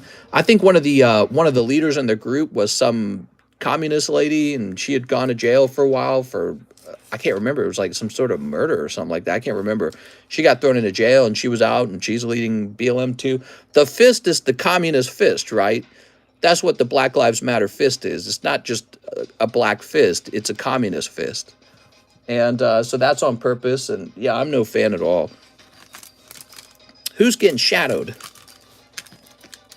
It ain't Christ-like. That's right. I'm not Christian. BLM, let's do it. Support me. Here we are. I heard family trees in the Midwest have no branches. What are you talking about? All right, let's see what we got. Here, Goofman. Okay, here's Denmark, Yusuf. Here's Brazil, Philippe. Saint Frizel. Sounds good, man. England, Jude. I feel that was the point that I stopped liking Obama, by the way, who I had voted for. And I was much more of a Democrat before that point. I was more of a Democrat before BLM riots started. Here we are. Actually, I was a full-blown Democrat at that point in my life. And the BLM riots changed me. Here's Mexico, Alexis Vega. Obama the Drone King, right? He's just going around murdering people in the Middle East. It's kind of fascinating because you think that would be something a conservative is accused of. Just like we're on the brink of World War III and everyone thought that's what Trump would do. Well, funny enough, a Democrat, Biden, is where we're at right now, and we're closer to World War III under him than under Trump.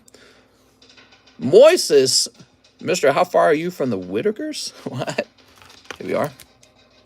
Cecil Whitaker's? Is that what you're talking about? The pizza place? We get Cecil Whitaker's pizza at Walmart. So weird. You got Gregor Kobel from Switzerland. Silver Moises Rookie Nice.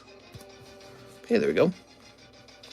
We have Sadio Maine. Trump was eating lunch with Kim Jong-un. He said, take a picture of us so that you don't look too fat. Remember that? Oh my God. Ghana Kamaldeen Sulmana. He's got a complicated name. Kamaldeen. That must take a while to sign. One thing I'm jealous the Midwest has is Raising Cane's. There we go. It's all right. It's a chicken place. Oh, wait. Why did I throw the packaging away? We can use that. Yeah, so Black Lives Matter formed in an area that I had previously serviced for Coca-Cola. And it was always right next to us. And they did stuff like they blocked St. Louis. They blocked the highways. And it was upsetting to see. All the rioting and the looting was very upsetting. Cane's overrated unseasoned strips.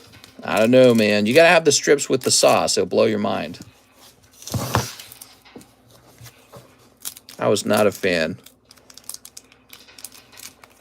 I think when the movement started, I immediately felt like it was a separatist movement. I immediately, a lot of people scream back, all lives matter, right? But that's what you're going to get when your movement seems to create a separatist movement for your own people. Charmander, ooh, beautiful. Beautiful. I think that, I don't know, it's a fascinating thing. I think the problem Black Lives Matter faces in America is that we are actually a diverse country. There's a lot of people and a lot of different racial groups And I think they're sympathetic, but at the same time, there's this point where it's like, all right, so we get that you don't like white people, but what are we going to have? Like Mexican lives matter, Indian lives matter. Are we going to have Asian lives matter, and then white lives matter, and then just go down the list of races. Chinese lives matter, Filipino lives matter. Are we going to have like a group for every race that ever has a bad moment or like wants to advocate for themselves? You know what I mean? So I feel like that's one of the immediate weaknesses of the group, is that it is essentially, because of its title, it made itself a separatist movement rather than, I think one that creates harmony. I don't think the purpose was to create harmony. Oh, nice. You got Charizard out of this pack, too. This is a lovely pack. Here we are. Beautiful.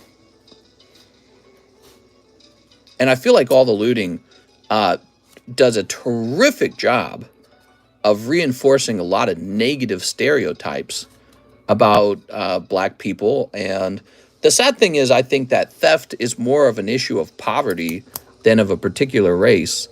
And yet, because of all the attention they're drawing to themselves while they're rioting, but then also looting, it just looks so bad. And it's all recorded now. Like 20 years ago, none of it was recorded. It's all recorded now, so it gets to sit up on the internet for the rest of time. It was just a bad move. Like, if you want to really advocate for your race, get all your young men together and tell them, whatever you do, don't create a bunch of videos of yourselves being bad actors, because they'll stay up on the internet from then on, and people will associate that with us, and it'll affect, it'll create stereotypes and affect us for all time. You know what I mean? So that's what that's what I would have felt if I was a young black man. I would have been looking at it all going, oh God, this is going to be terrible for us in the long run. Here's South Park. If you don't support BLM, you have to be racist. How to not solve racism. Anyways, yeah, it's an interesting subject. And yeah, the whole BLM thing, that was like Ferguson, Missouri. That's like 2 inches away from St. Louis, Missouri. It's a St. Louis thing. And Ferguson is just the exact place where it occurred. Actually, I believe Ferguson is St. Louis County. It's a partisan subject.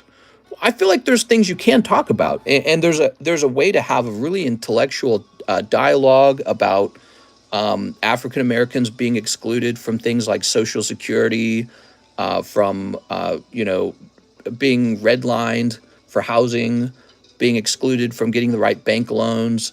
That's the generational wealth argument. Okay, so there's a lot of intelligent conversations to be had in there.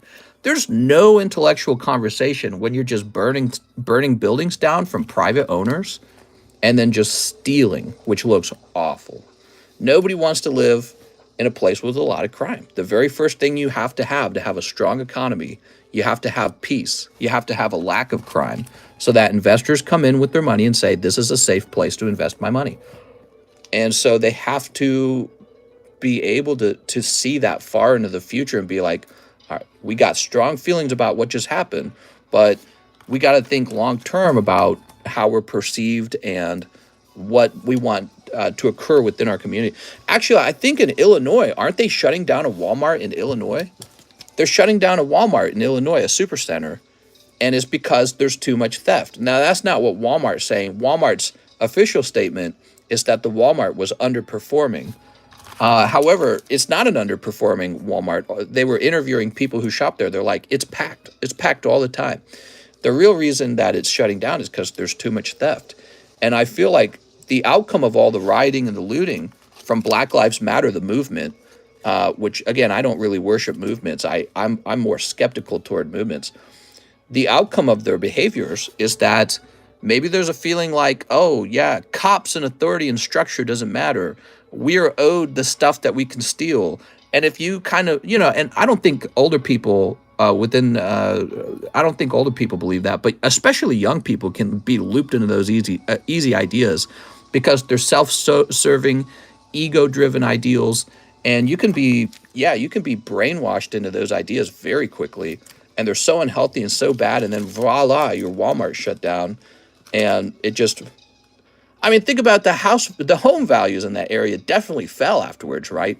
So you want to talk about building generational wealth. You can't scare all the businesses away from where your mom and dad are living, because then they won't be able to sell their house for as much when they're ready to retire, you know, so it's like a self-inflicted wound. Anyways, but yeah, again, I do feel like there's an intellectual discussion to be had about past grievances, which really weren't that long ago. But rioting and looting, you have to take that off the table, or else there can't be a discussion. Because first you have to have structure and safety before you can start talking about what went wrong and what needs to be fixed. Let me have a little drink here. Yeah, I was real disappointed with the entire movement when it began and all the way up to now.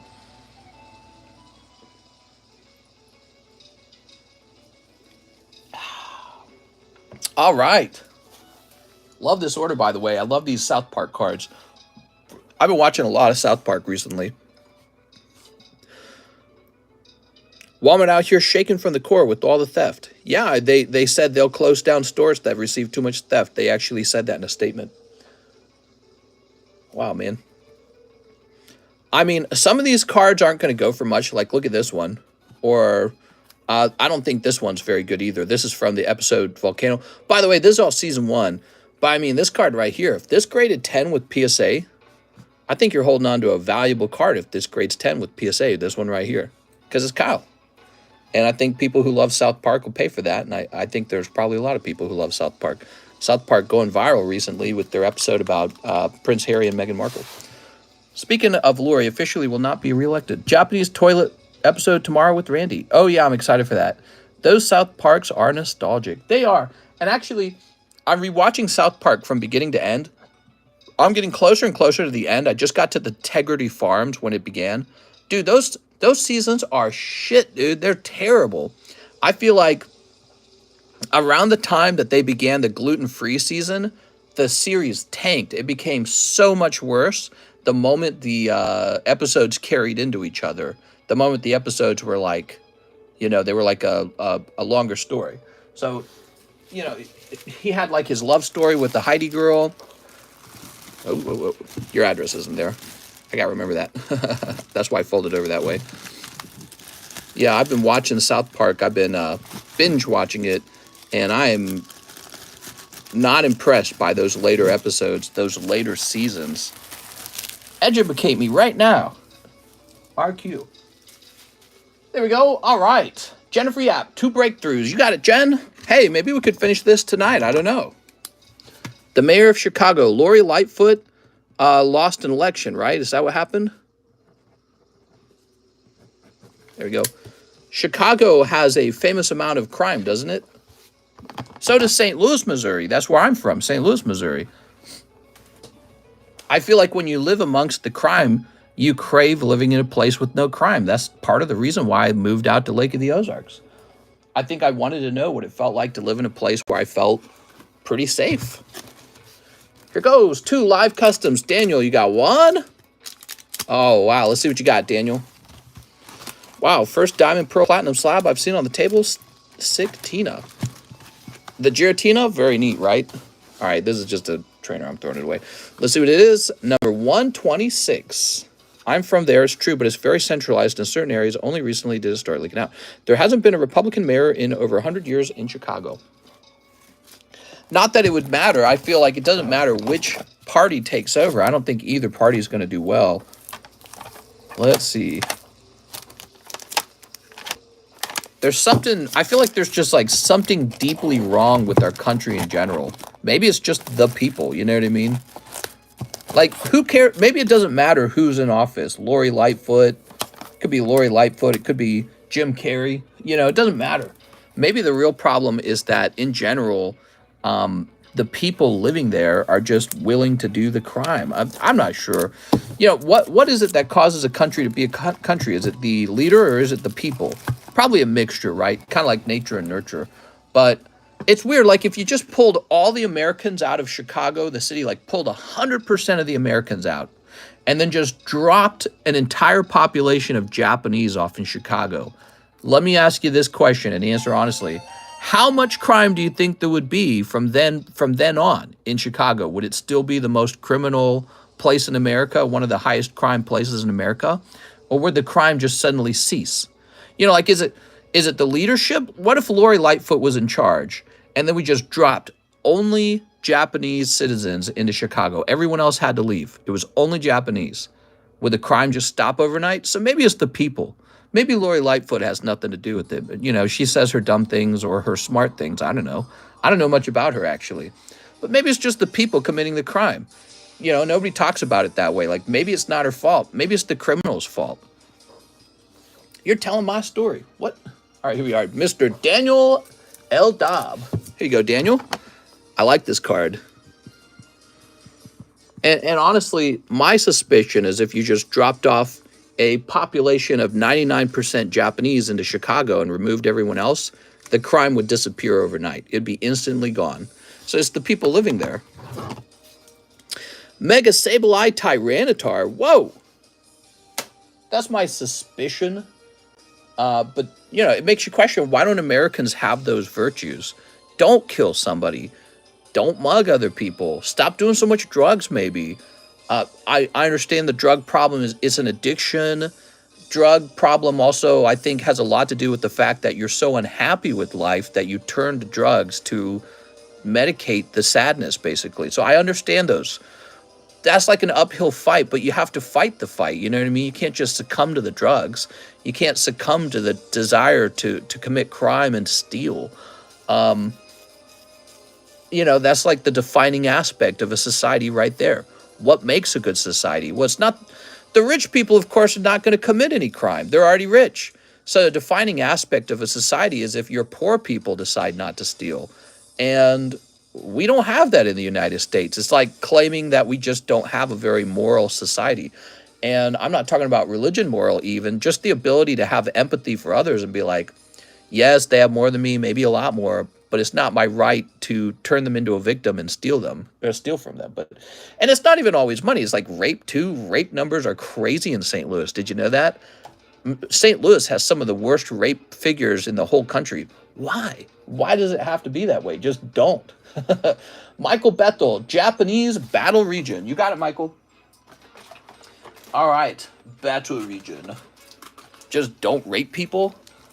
Oh, that's crazy. We could never do that. We have to rape. All right, here goes. Let's see what we got. It's crime's a fascinating subject to me. I think Democrats think of crime as a sort of systemic problem. Oh, if we could just give them money. Oh, they have psychological issues that they need help with. Somebody has to help them, like a mom and a dad. And the Republicans look at it as like a control to... I say control, a failure to control yourself, a failure to live to a higher standard, but also Republicans have this concept of crime where it's evil. And that's another thing. And I think some crimes get so vicious that they really start to feel evil, you know what I mean? Like somebody who's just really full of hatred and they commit some sort of torturous crime, and that occurs. Isn't that crazy? Humans committing torture on other humans. And it's like, wow, man, you're just a psychopath. You're crazy. Evil. Yeah, so Republicans believe in this concept of evil. And Democrats, I don't think they believe in it quite as much. They tend to overanalyze what's going on and be like, oh, but the person who committed the crime, he's a victim too. Because look at his childhood or something like that. You know what I mean? That's why he did it. Like they're over-explaining it or something. Let's see, Michael Bethel. Crime is something I'm real fascinated by. I lived in a big family of 11 children, and crime was like something that I observed in its natural habitat as we grew up as children. We were always beating each other up and being criminal toward each other. So the psychology of it is super fascinating to me. See, now some kids were just mean. Like, explain that. Some kids were just mean. Some kids were nice. Some kids were mean. Some kids had a lot of perseverance. Some kids would cry at the drop of a pin. It just seemed to be genetic. We all came from the same family. We all lived the same way. You know, so the nature and the nurture were the same, but our personalities were all very different. So it was like growing up in a sort of social experiment, having that many siblings.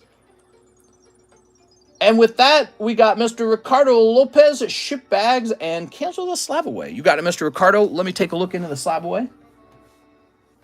Let's see what we got. Ricardo Lopez.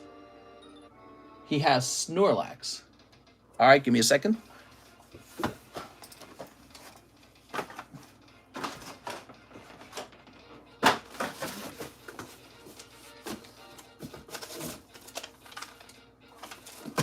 Mr. Campos. Vizzo.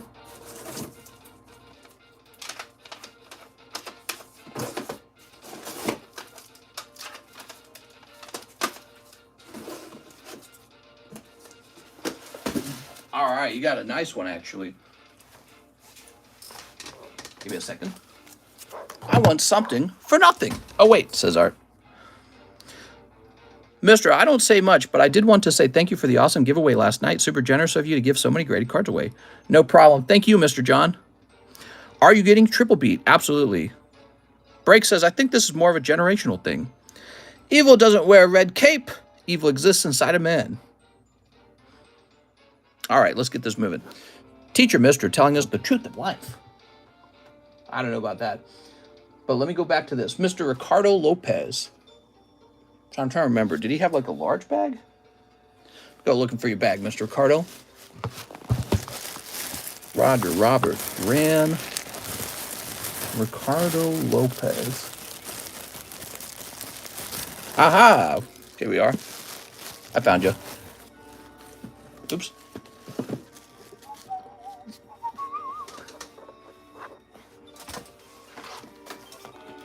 All right, so give me a moment.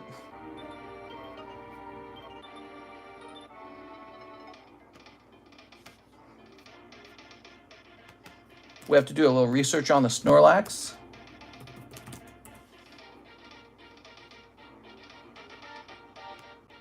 What is this music, man? This is Donkey Kong? Let's turn on main theme Super Smash Brothers.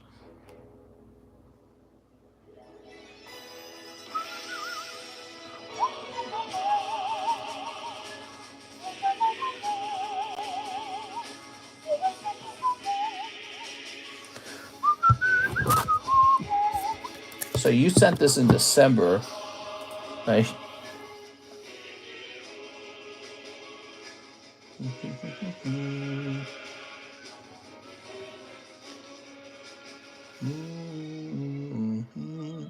All right, so Mr. Ricardo, I'm going to do a refund on your Snorlax, but I think it's going to be a partial refund because I think the Snorlax has gotten a bit cheaper over time, okay? So give me a second. Coal and steel workers from the 1920s would say we all have horrible work ethics. Probably.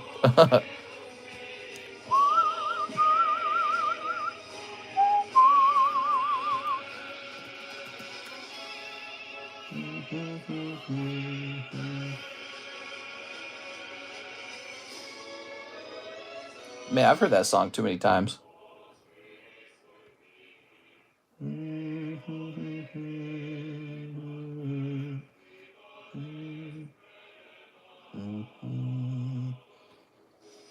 All right, guys, give me a minute. So I've got your email now, and so we'll be able to see all of your orders.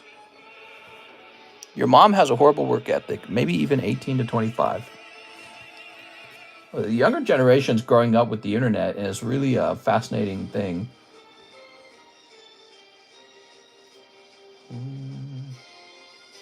So it looks like your last order was in December. Taking a little break.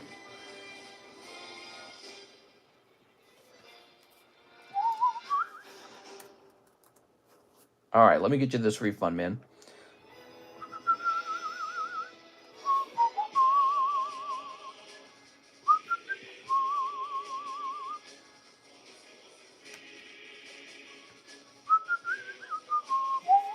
Mister, it's time to repo bags and slabs. I think it's about time to do some repos. All right, so give me a second. So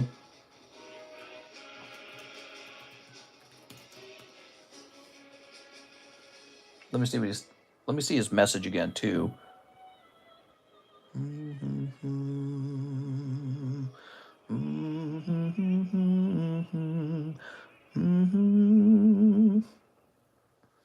So he sent me $34.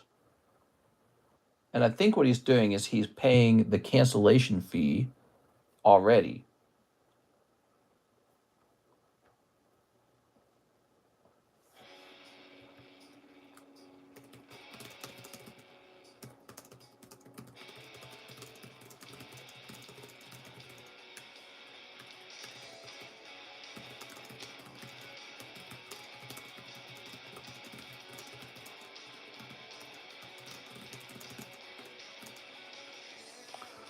All right. So we're doing a $250 refund, Mr. Ricardo. We're at 120.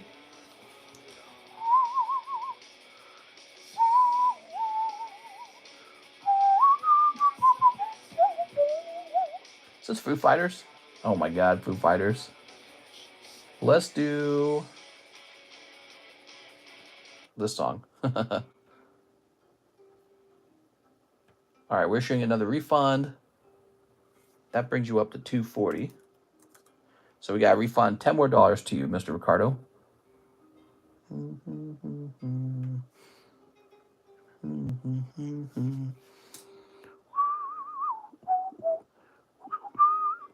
I've been ordering through ZELLE. Oh, that makes sense.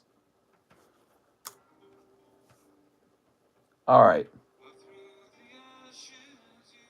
All right, Mr. Ricardo, you'll be happy to see a $250 refund on the Snorlax. And the SLAB-AWAY is canceled now. And I do have to put them up on the table for less than when you initially put them up. Here we are. And then this gets shipped out with your slabs, right? Is that what you said? You said you got some slabs? Chip bag and slabs. How many slabs did you have?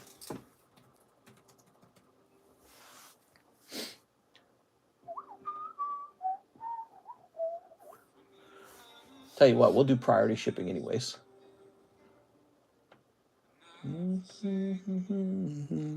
Hope you buy many diapers.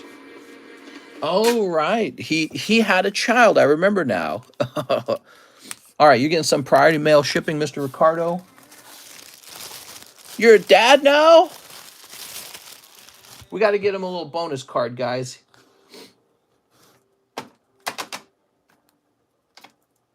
What do I got in terms of bonus cards?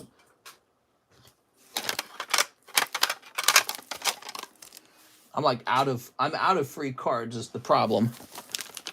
I don't think I have any more. How about this one? All right, enjoy your free melodic. Congratulations on your baby, Mr. Ricardo Lopez. There we go.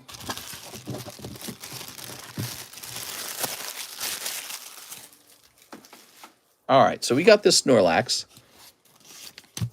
And he goes back up on the table.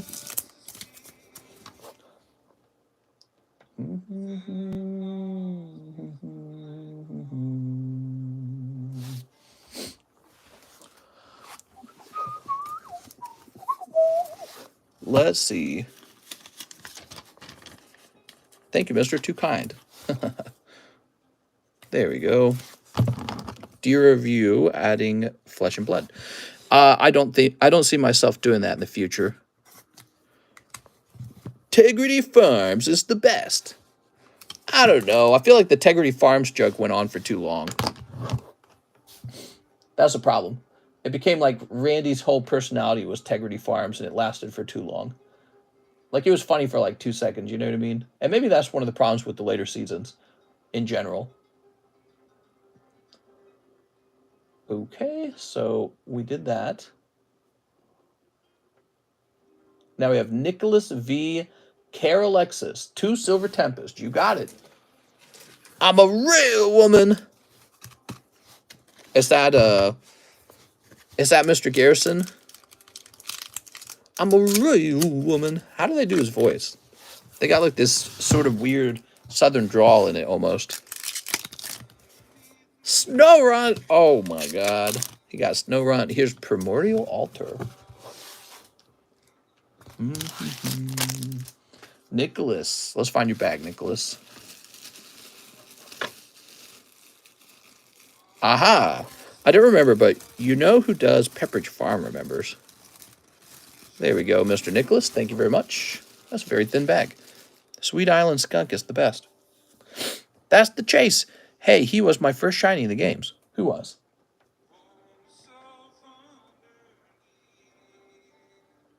Okay, now we have Daniel Corona. I have a bag. 3 Galaxy Chrome. You got it. Daniel Corona. Going deep on the Galaxy Chrome, huh? By the way, you want to see this closer? Look at this Giratina. Beautiful. Really fancy card. I could put him in the live customs at this point, probably. Sneep. And sneep.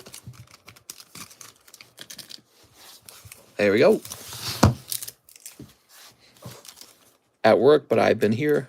I hated the season where they had Garrison as Trump. They were writing the whole season for him to lose, and he won. Yeah, actually, I've just been watching that season, and it's one long rip on Trump. And in hindsight, it just seems like lazy writing. Like, it was funny at first. I thought Garrison F them all to death, and the obvious, pokes at the racism and just all the problems that Trump had. But then it just gets boring. Like, every episode can't just be Mr. Garrison's Trump and Trump's stupid. You know what I mean? Like, the whole season was just Donald Trump. And yeah, it gets boring fast, especially in hindsight. Like, maybe when Trump was in office, maybe then it was more fun to watch. Trump's gone now, and you watch that season again, it's like, oh my God, it's like dragging your feet through muck. It was probably funny when Trump was actually in office and the criticisms, felt more relevant because of the time period. But now in hindsight, none of those episodes are like timeless episodes. Like, like they got the Guitar Hero episode from 10 seasons before that. You remember that episode for the rest of your life because it was so funny. Catch the dragon. I'm right here. Catch the dragon. You almost got me. Right? That was really funny. But like the Trump episodes are just like, oh man, it's not even that interesting anymore. Gerald does a troll. That one was good too, but that lasted like 5 freaking episodes. And similar to what I was saying earlier, it's just like, it didn't feel that good. I see something. Daniel Corona, you're going to pick up a signature, huh? Let's see what signature it is. Chef dying was when South Park changed. I would argue Chef dying did not ruin South Park. There was the Chef era, but then there was an era in between that was really good. The era that had like Imagination Land and all that. And then there's this point where the episodes become like episodic, like they carry into each other. I think that's when it goes downhill real fast. And I think that started around season 18, maybe. I have no clue who that is. All right, you got AZ3 out of 99. Chef's death was hilarious. Here we are. What we got? That episode, when I came across it, when I was doing my my binge watch of South Park, I skipped it. I didn't like that episode. It made me so uncomfortable when I first watched it.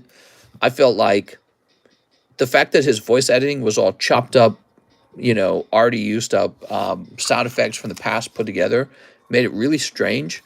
But the whole thing just didn't feel right. Like, the kid's reaction didn't seem real. And then Chef just died. I don't know. Just the whole thing felt very kind of like... It was like a downer episode, to be honest. And it's like they were trying to take a shit on Chef as well, which I don't think they should have done, because he was too loved of a character up to that point. I think if they just removed Chef from the story and didn't give him a whole episode of him dying, I think that would have been a better way to remove Chef. It's to just kind of have him disappear on his own. They had that falling out with Isaac Hayes. Yeah, I remember that. They could have just written his character off. Here we are. Like they did that with PC Principal. He just kind of comes out of nowhere and replaces the principal for the school. Here we are. Beautiful. Okay, so your big pull is definitely the signature out of 99. Not 100, mind you. 99. Daniel Corona. Thank you, Daniel. Let's find your bag. Damn, that Vader is nice. These Chrome cards are very nice. Very popular. Mr. Daniel. When we first got these were just selling like crazy for a while. The voice actor of Chef in interviews, they said they greatly regretted it. They greatly regretted that episode, or they regretted letting him go, or what did they actually regret? David Morales, here it is. It was a rough time for the show. They didn't want to lose the voice actor, but his religious beliefs affected it. Chef doesn't die. He turns to the dark side. Here we are. Yeah, I know. They put him in like the suit and all that. There we go. But it didn't feel right watching him die, though, because that's what he did, right? Okay, they scooped up his remains and turned him into Chef Vader. How they sent off his character. 88 of 99. eBay 101, maybe? All right, let's see what's next. Ryan Searles, 2 XY breakthrough spots. Mr. Ryan.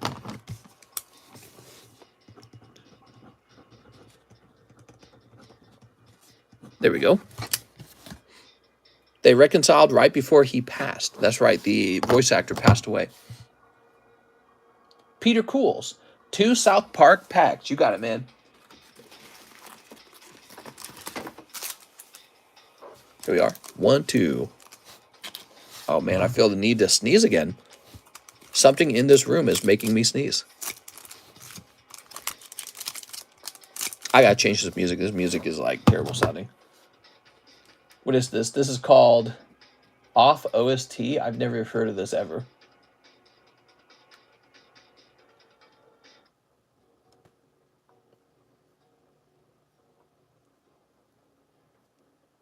Can I get a different mix, maybe? They're playing a lot of one particular artist that I like. I'm just gonna let it play. All right, Peter Cools. There we go. I hope that are not stringing into each other. See, because I feel like once they started doing that, South Park really changed. Okay, we got pack number 1. Peter Cools. You probably don't. You think you're cooler than me.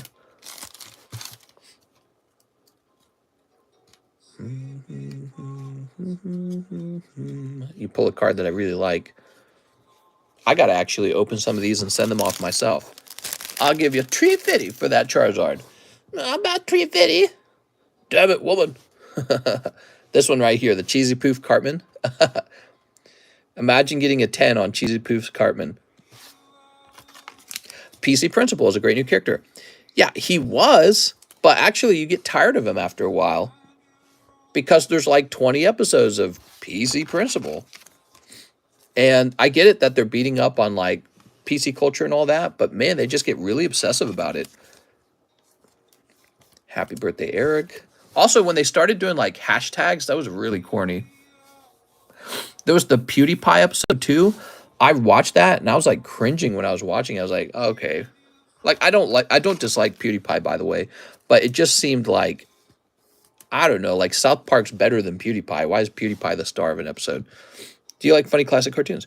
You give the Loch Ness $3.50? Damn it, woman. The horse is dead after about 2 or 3 episodes. Exactly. Here they are on Big Gay Al's Big Gay Boat Ride. The Minecraft Murder Porn South Park episode was goofy AF. That was a good episode. I like that one. I love the dad story of the Loch Ness. Here we are.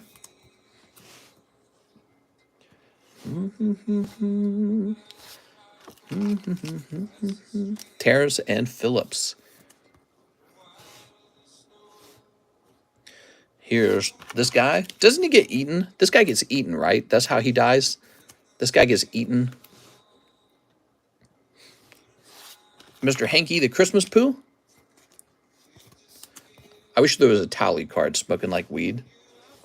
Okay, Terrence and Phillip at trial. There we go. Oh my God, that's like the best card right there.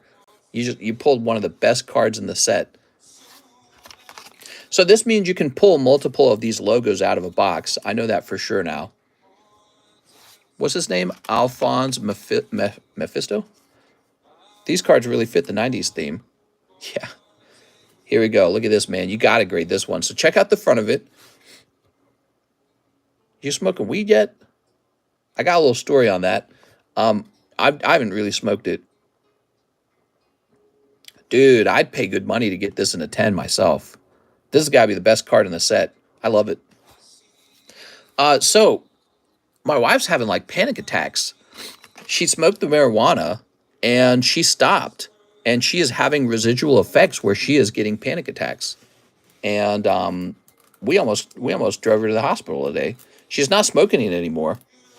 She stopped smoking the marijuana, but she says the effects come back to her, and she had a panic attack today.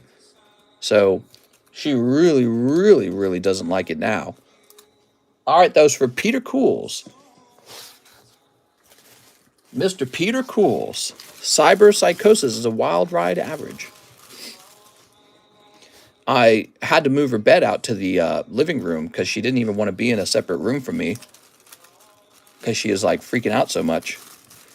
She smoked the indica. It's not for everyone, says Space Jesus. Mister, give her some RSO. I don't know what RSO is. WTF, did y'all smoke? Edibles are so much better, really different to smoking.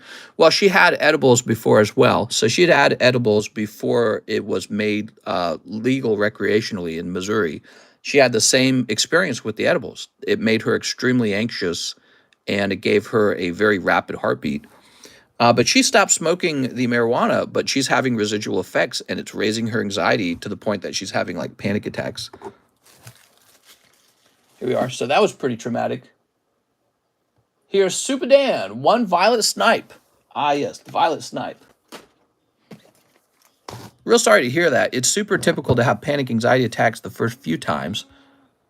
I had the same experience. Hope she feels better soon. Hope she gets better. I think edibles would be worse because it's a stronger, longer high. There we go. I'm not surprised by it. She's a type of person. She's like this person she's very, very sensitive.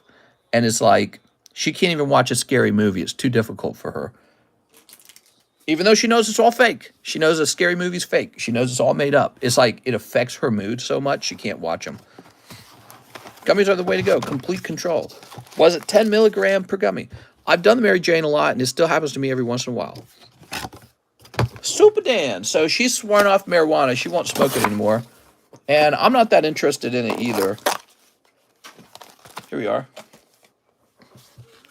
RSO with higher CBD levels makes you feel so much calmer. Quick question. If I had a graded booster pack and wasn't happy with the grade, if I open it because they fold the folds in the slab, the grade... Even experienced smokers have panic attacks on edibles. Watch Burner watch Burner video. He had to go to the hospital once and he smoked 24/7. No more nothing, mister. Don't give her RSO either. Yes, no more for her. She smoked too much. She really didn't. I was present when she was smoking the weed. She really didn't smoke very much of it, in my opinion. I guess she smoked enough to cause a panic attack. But what's fascinating is she hasn't smoked it since last weekend. And she started feeling the effects of the marijuana in these big waves.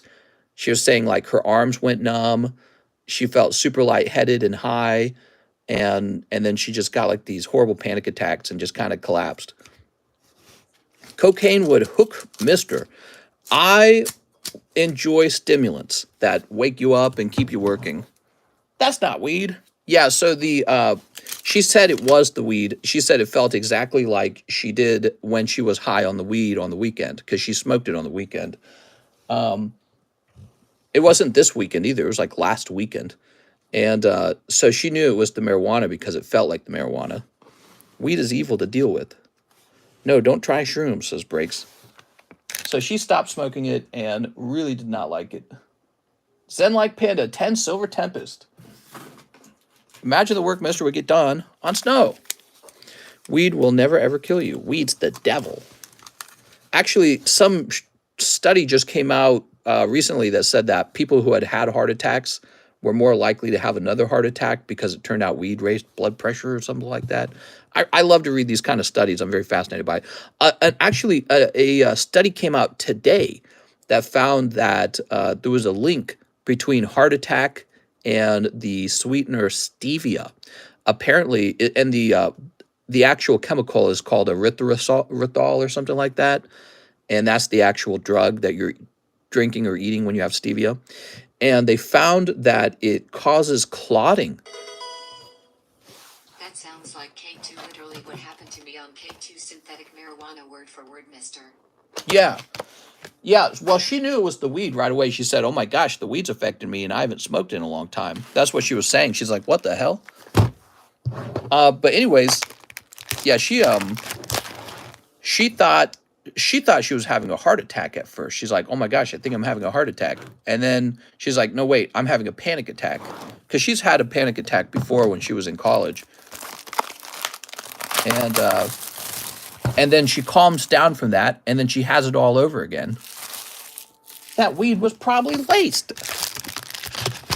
What would the hospital have done if you had gone? I don't know. The oil stays in your system longer. Ban weeders. Weed is awesome for me. Yeah, it's just not for her, really. You know what I mean? She did not enjoy it at all. 1, 2, 3, 4, 5, 6, 7, 8, 9, 10. There we go.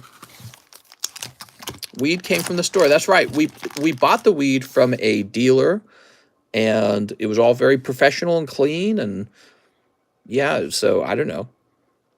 The weed was from the store, not laced or K2. Yeah, they have no need or reason to lace it with anything. Zen like Panda. Let's get you the hit, man. Most shops operate illegally. Well, these shops operate legally. Yeah, mister, it sounds like your wife greened out from a dealer or dispensary. She needs a weed, not a pen. Y'all being silly. Here it is. Oh, everyone's got a lot of opinion on it, and I think that the experience for her was so terrible today, she's definitely never going to want to smoke it again. Isn't that like the opposite of the reason you take weed? Yeah, so, and that's why she was interested in it, by the way. She was interested in weed for reducing her anxiety. She's a person with a natural high level of anxiety. She gets anxious very easily. Like, for example, when it was storming the other night, she was just wide awake the whole time. Even though it wasn't a real tornado or anything, the sound of the wind, she couldn't sleep while it was windy. Here we are. There we go. Zen like Panda. So here's Ariados. She likes alcohol still, though. Just let her be. I think the thought of it will give her anxiety. Yeah, so basically that'll happen. She's somebody with a low tolerance for anxiety. I can't go a day without smoking. You should. But you see what you just said there? That actually would scare me. I can't go a day without smoking. That's a habit, dude. And if you think about it, I mean, we spent $50 on our weed, and it was just an edible and a smoke, an e-pen or whatever. And so if you're smoking through that every day, you're just like burning money that you could have put that money in a Google stock or something like that. That's really expensive, man. So you're not using it recreationally. It's become like, you know, it's become like part of your routine. I would say that it's sort of like getting on, your body becomes reliant on it. In other words, your body adapts to rely on it. And so you're not just getting high to have fun with some friends. Your body's going to be relying on weed every day. And that's going to cost you so much money to live that way. That's one of my opinions, by the way. One of my opinions is try not to be addicted to alcohol. Try not to be addicted to any consumables, something that you eat or inhale or whatever, drink. When you get addicted to those things, it destroys your wallet. It doesn't seem like it does at first, but it's like a tax. It's like a daily tax. Like the girls who go to Starbucks every day, is, you know, it doesn't seem like a lot of money. Over 10 years, over 20 years, it's a crazy amount of money. It's actually so expensive to have like a Starbucks addiction, you know what I mean? And it's not healthy for you anyways. I don't know about weed, but Starbucks isn't healthy.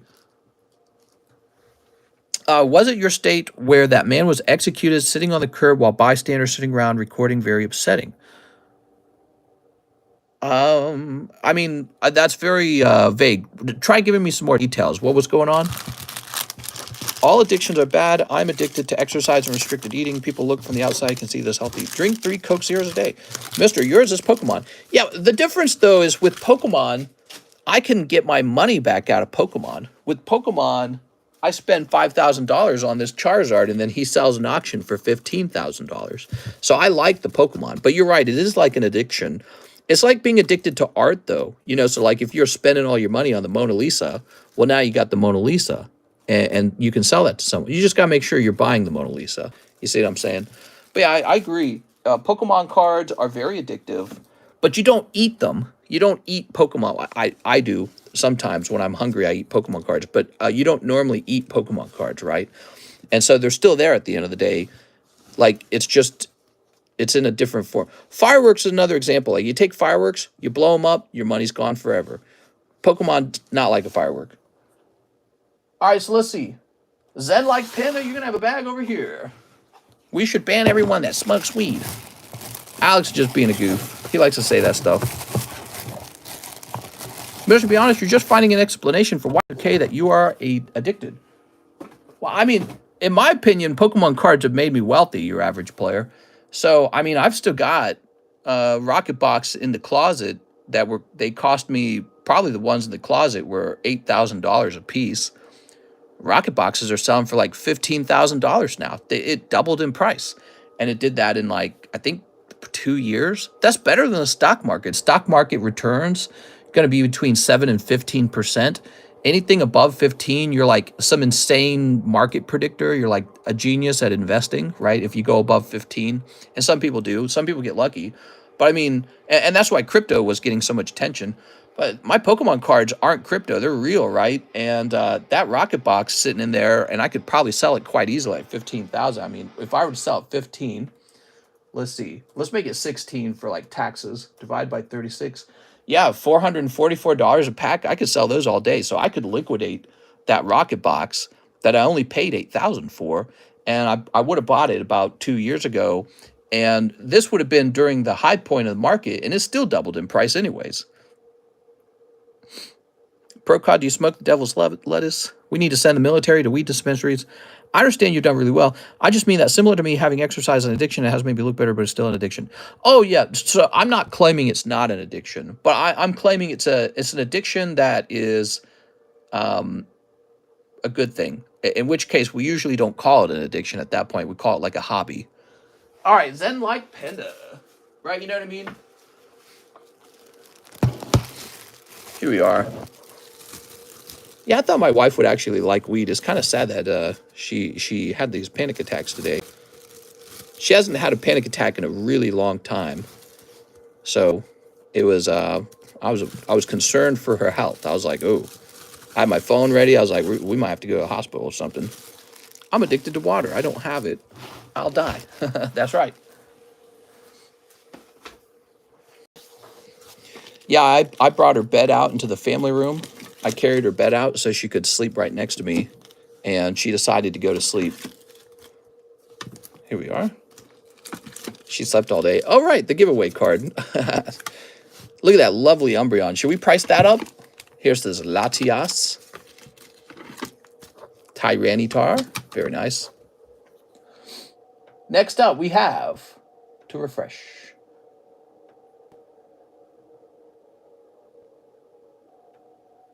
okay, line is very short. There's no wait time. Marcel Torres says he'll take a Merlin 2. People are very anxious to grab some of these Merlin 2s before the price jumps. Poor wife. Hope she feels better. Mr. Hairline check. You think you can check my hairline all the time, don't you? All you gotta do is say hairline check, huh?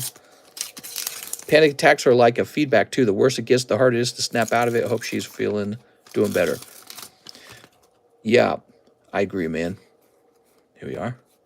She thought she was having a heart attack at first. No, wait. A Merlin 2. What? Bonjour, says Stéphane Collin. It's Stéphane. Bonjour. Mr. Marcel, thank you very much.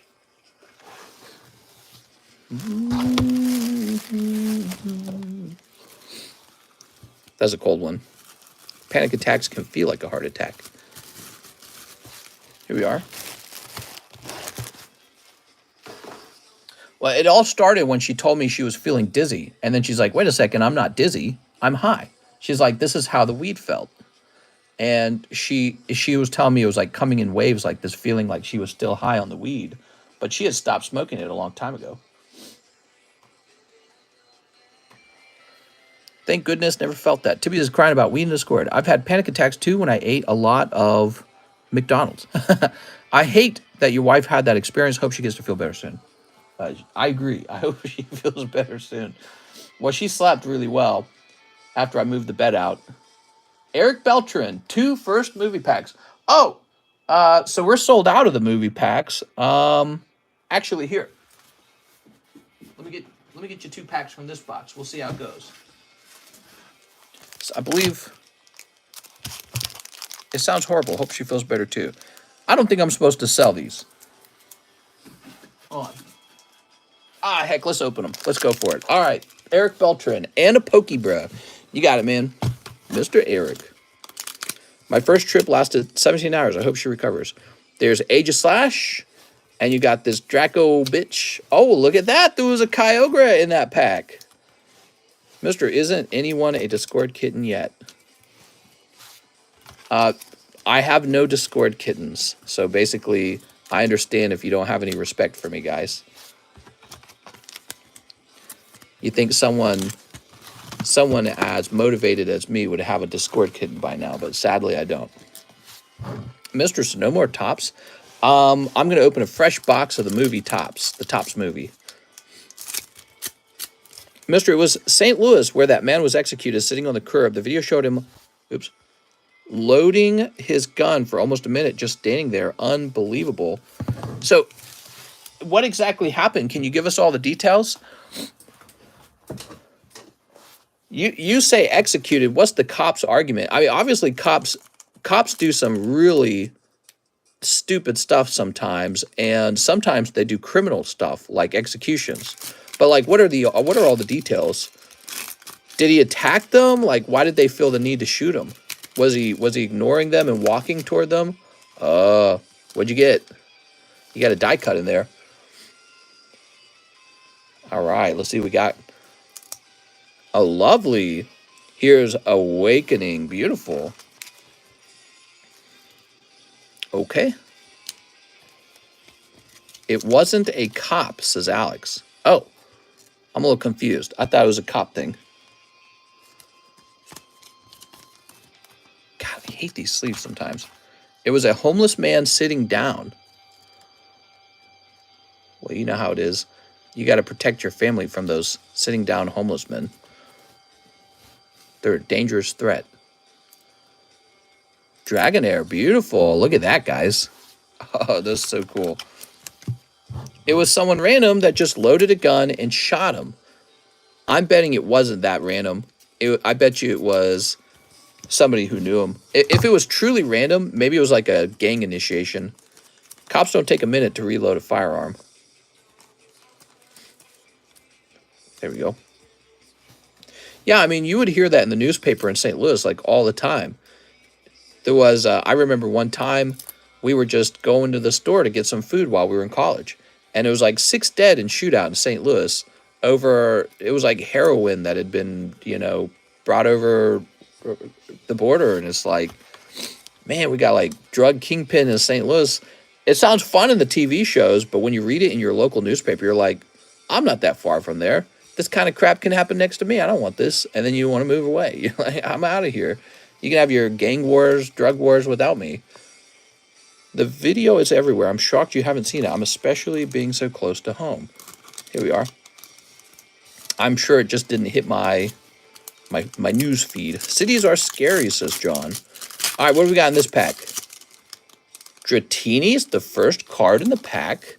That's very strange. Oh, look at this. Wow.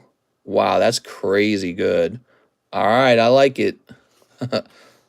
Beautiful, man. That's for Mr. Eric Beltran. There we go. That was weird that it was the first card in the pack like that, because it didn't work that way for the other one. Give him steel, lads. Okay. The story of Mewtwo, the ultimate match, leaving the nest. Come on, we need help. So if all the cards are as nice as that, the price on these packs does have to be higher. Here's Blastoise. Blah. Eric, you've made me buy one. Now, hold on. This is from a box that wasn't supposed to be for sale, right? So I would like to sell these at $80 a pack. This box isn't supposed to be for sale. I just ran out of the actual box that was for sale, so I grabbed 2 from here. They came out pretty smooth. Here we are. Not too high, mister. Here we are. That's how I value the packs. If it's too expensive, I'll open them myself. Because if you got Dratini coming out looking like a 10, and let's say it does grade 10, well, that's more like a $300 card if it grades 10.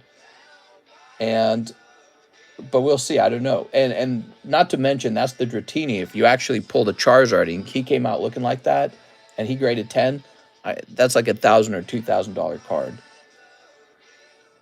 My opinion is probably $1,000 card at the very least. All right, so let's see. I feel that the movie packs, the Topps booster packs, the price on them is heavily dictated by the quality of the stickiness. If you're pulling cards and they're all sticky, you got to lower the price. If you're pulling the cards and they're coming out pristine, it's like, why would you even sell that? Because these cards are so rare and valuable if they grade 10. You know what I mean? So the quality of the pack is very important on deciding the value of it. I just watched it. Looked like a nice part of town, too.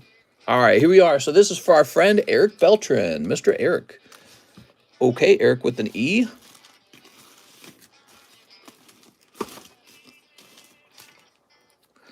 Let's see what we got, Mr. Eric. The Topps packs continue to be very popular, especially anytime they appear to be in good condition. I feel like you can't judge off one pack, though. You can a little bit, yeah. You can a little bit. Both of those packs had holos that came out in very good condition.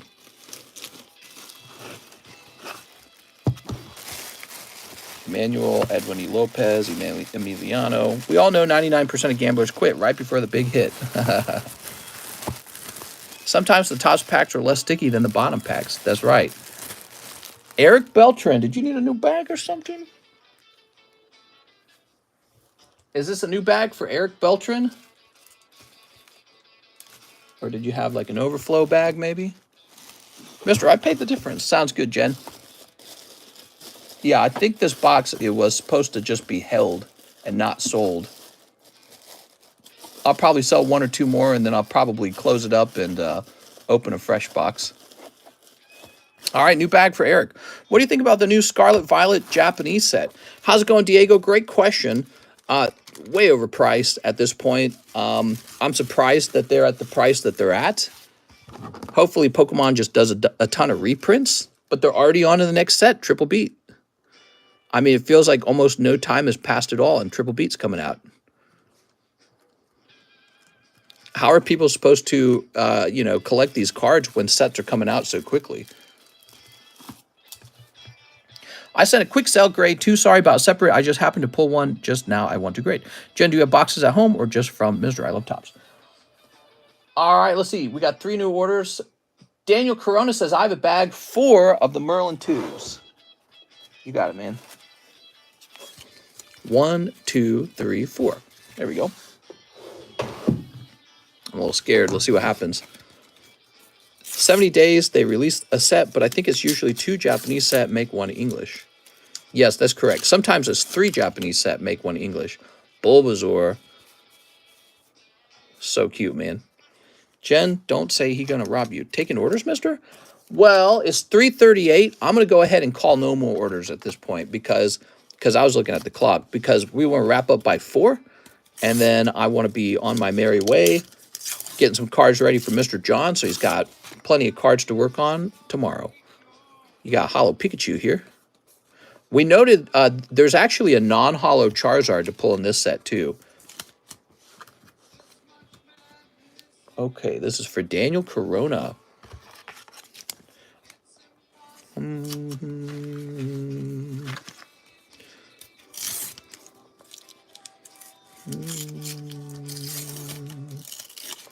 I pulled the non-holo Char already. Need the holo.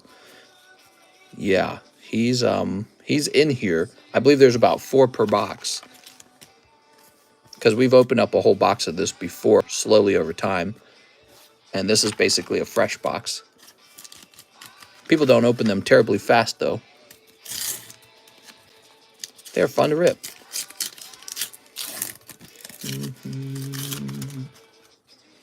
Ivysaur. I love this one, actually. All right, so this would be a pack with no sticker in it. But XY Breakthrough Spot, by XY Breakthrough Spot for Jen. There we go. All right. Daniel Corona. Mr. Daniel. Thank you, Daniel. I think you got a lot of gradable stickers out of that round.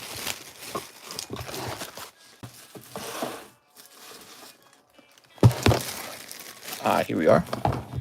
I'm sending off a round of cards to CGC for grading, and it's going to include some Rainbow Tops cards in there. So I hope I get some 9.5s and maybe even a 10. What's your favorite product to open? Well, when a card set first comes out, it is actually really fun to open it. And part of the reason for that is I don't spoil sets for myself. So there's always people leaking the new set, but I stay far away from that. I never watch it. I never click on it. So when we get a new set and we start opening it, I get to see new cards, and it's just a fun surprise. So I like that a lot. And then when I'm bored of that set and we're just opening regular stuff, pretty much whatever's most expensive. Yeah, I don't like the cheap stuff. I like the real expensive stuff. And I also enjoy things like the large and even the live customs, because the live customs is fun seeing people get like instant slabs randomly. But yeah, I mean, we have like the XY Breakthrough box break coming up. I love that. I can't wait to see what we pull out of there. And then the Japanese base set pack can actually produce a holographic Charizard, so that's exciting. And especially the English base set box break, that'll be the most fun because that'll give us a chance to pull a holographic Charizard. It'll be a whole event. Like, some of you guys are still new enough on the channel, you've never been to one of these on this channel where it's a whole box break. It takes forever to fill up, but when it's full, it's like a whole night event, and it's extremely fun. And we usually get way more viewers than usual, so yeah, I'd be excited for that. I would too on the Jen Rip. She makes the stream fun. What's up, more Pokemon? Sergio Urzua, 2 Scarlet Violet promos. Okay. 5 Scarlet Japanese packs. Okay. And the R-Box 6. You got it, man. 2, 3, 4, 5. I really like the artwork here. I think it's really comical because it's like a big snake spitting on a small snake, right? Let the jokes write themselves. Let them flow. I have a bag. Sounds good, man. Yeah, I don't know about that. Very sussy wussy. Spitting on my Diglett. You'll be invited. All right, Sergio. I won't buy her a breakthrough pack, but I don't have a channel, just saying. Here we go. Sneep. All right. R-Box Sploogin on Diglett. Yeah, exactly. Cold. I remember when we used to break whole Japanese vintage boxes, 60 packs of goodness. You know why I stopped doing that? After our friend Mr. PokeRev got scammed on a whole box of Neo 1, I realized I have no interest in buying up the Japanese boxes. They're too easy to fake, and so I stopped buying them.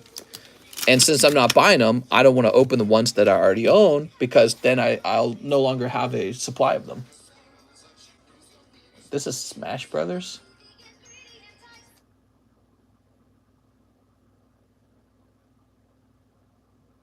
Stairway to Heaven? But I need some new music, man. Let's see. Forest Interlude Mix. Let's click on that. Ah, nice. All right. We have Arcanine. And Cyclizar EX. That's what you're looking to pull out of these. Walmart selling fake Pokemon booster boxes on their website. Really? That's wild, man. Like the counterfeit boxes?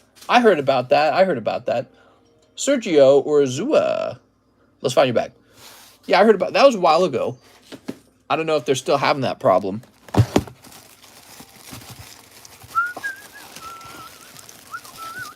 Look at this. You got an old bag, and it's about to get an update. All right, welcome back, Mr. Sergio. Third-party sellers on Walmart website. Yeah, it's funny stuff. And by funny, I mean terrible. So this should say 3.23.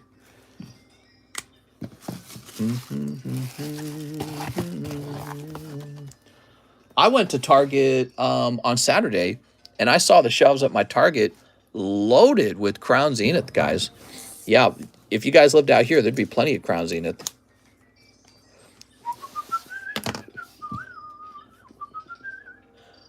Okay, Sergio Azura. Jennifer, yep, one Tops movie. Okay, you got it, Jennifer. From the special Tops movie box.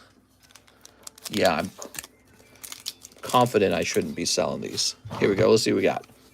I shouldn't be selling them too cheap anyways. These are in very good condition. You ready? Oh, you got Charizard sticker. Very good. So that's a good start. Ah, you've pulled the invitation with this big, pretty Dragonite on it. Like the other cards, it basically wasn't sticking at all. Great condition. Might be a 10. Yeah, might be a 10. And then you got this Charizard sticker card. That's off center. I noted that the Pikachu he pulled earlier was like perfectly centered. I was like, wow. Although it had a white dot on one of the edges. Too bad. Man, I gotta sneeze.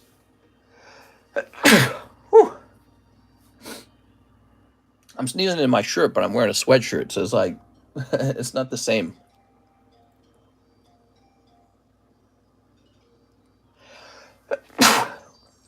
I can't stop sneezing.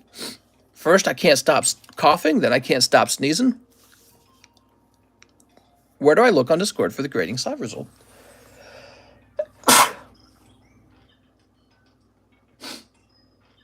How many times have I sneezed tonight? Like 100 times?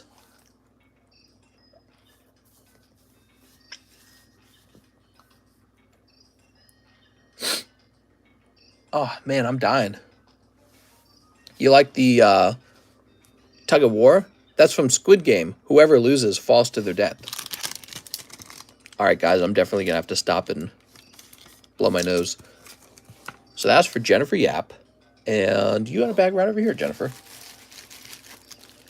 I must have sneezed like 12 times tonight.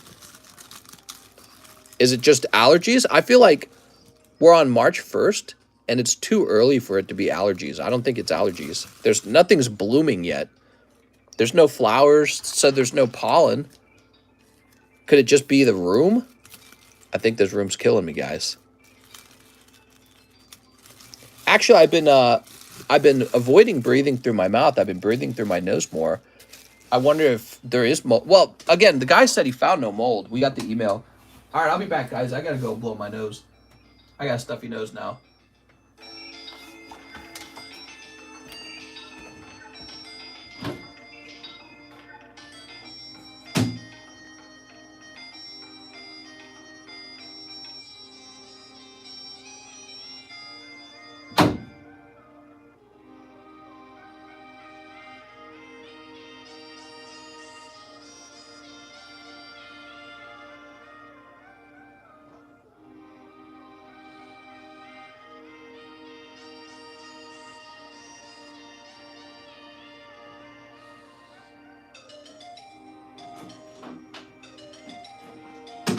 All right, I'm back. I'm back.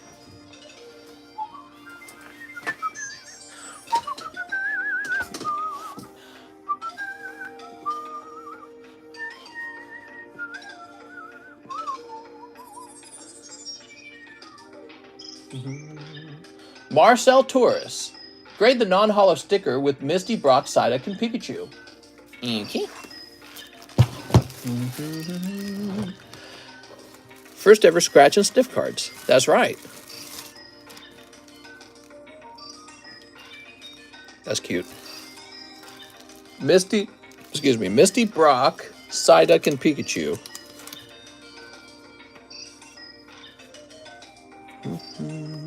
That appears to be a puzzle piece, which means there's another side to it.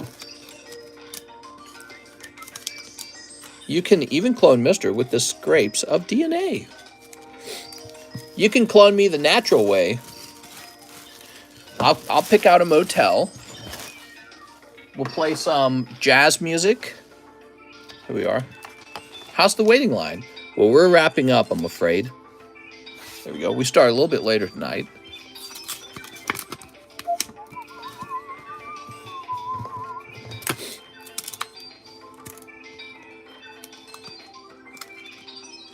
Wow, listen to that music. That's so cool, man.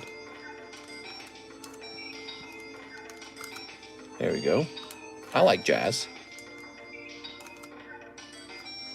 There we go. All right, Marcel Torres. Oops. I should say Marcel. Check out Misty's belly button. Oh my God. I'll open up a coffee bean with the Mr. Clone. So you're saying jazz loosens you up? You guys are funny. Cool, cool, cool. So, I think we're done.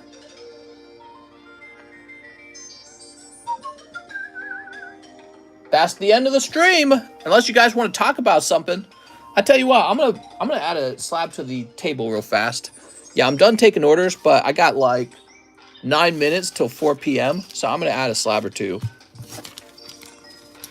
Here we are. Ah, no break. Very close though. Look how close it is. I would bet this break ends tomorrow. Yeah, I'm betting good money it ends tomorrow.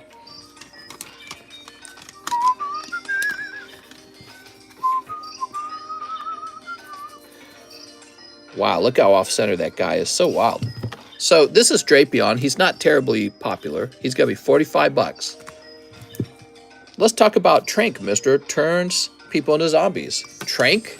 Never heard of it. Let me turn this down a little bit. There we go. What about the Zard break? The Zard break isn't complete. It's got to complete. How about this guy?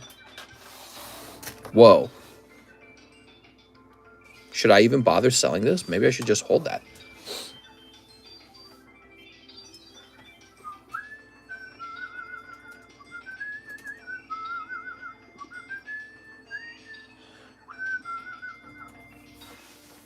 Well, Dell, where is it?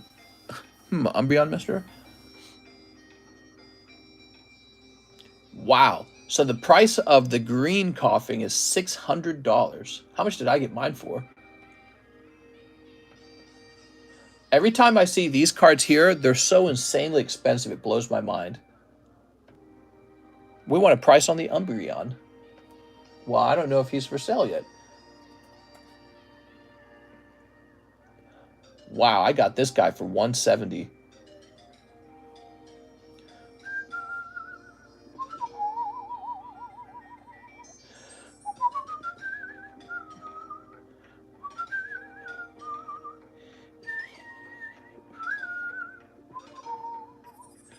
Man, they're not messing around with the price on these Cardos cards.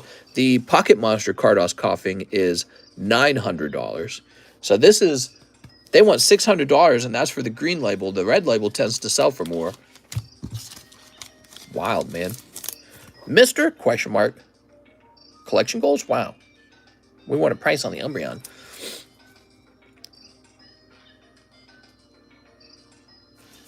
I guess hold? I don't know. You guys think I always know what I'm doing? Let me find out the pop on this. So what I know is that I paid $170 for it. Okay, and I bought him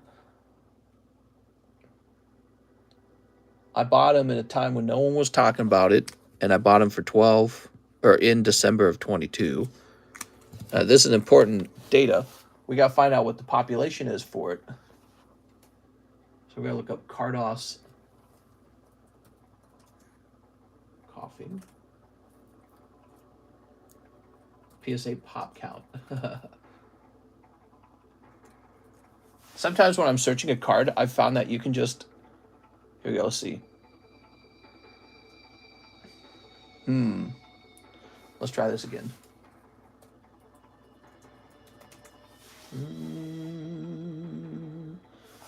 So, how do I know which is which? So they call the other one the Pocket Monster Cardos, and this is the 1996 Bandai Vending. And so his number is 109. Okay, you ready? Here goes. So the population on this card is 8. And actually, here's an interesting note about the PSA population on this card. PSA does not define the green label and the red label, even though there's a red label and a green label. So because of that, some of these are green label and some of these are red label. If it was even, if it was 4 and 4, this is really a pop 4 red label coughing. Wow. Cool stuff. I guess hold it.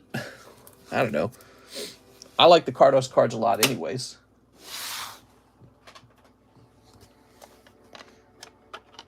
I feel like I could have sold it. Here's a cool one too. Clay doll from EX Emerald. I noticed that the Emerald cards from the Ruby Sapphire era tend to go for a bit more. I think there's somebody out there who's really trying to put the Emerald collection together. And so anytime I go after an Emerald card, I know I'm going to pay more for it. Emerald Clay doll. Very cute.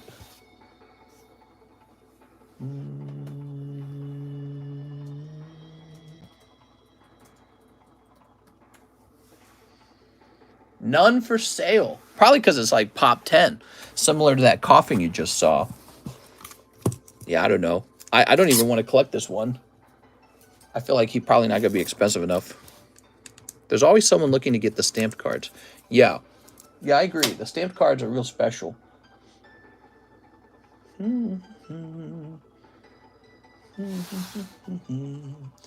How about... what do we got here? Ooh, this Lugia. I feel like I better hold on to one of these Lugias. Oh, look at that. So I had another no rarity Charizard, 1.5. Dark Metal Energy. I don't think I would ever really sell this, right? Oh, man. I do have trouble selling cards. I wonder how much that is as a 10.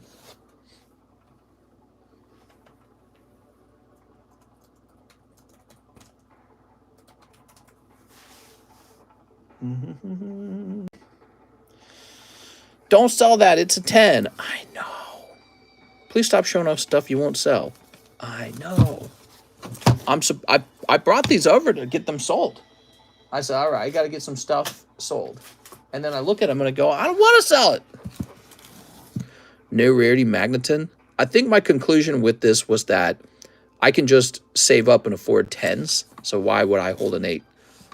Although a 10 of that would probably be like $10,000. Here's Alakazam.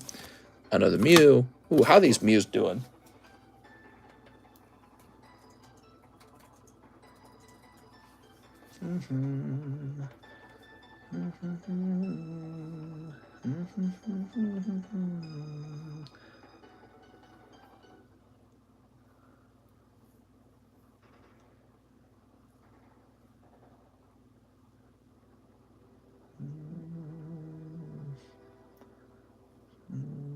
Oh, I see.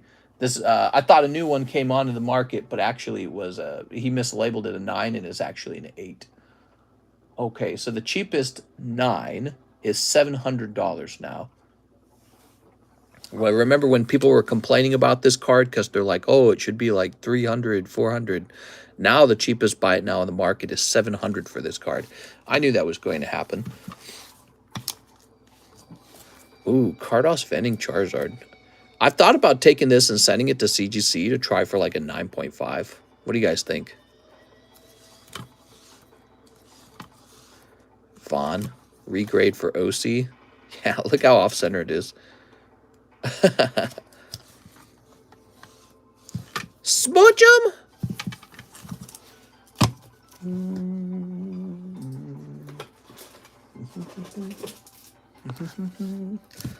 Typhlosion, he's always awesome. I like him a lot.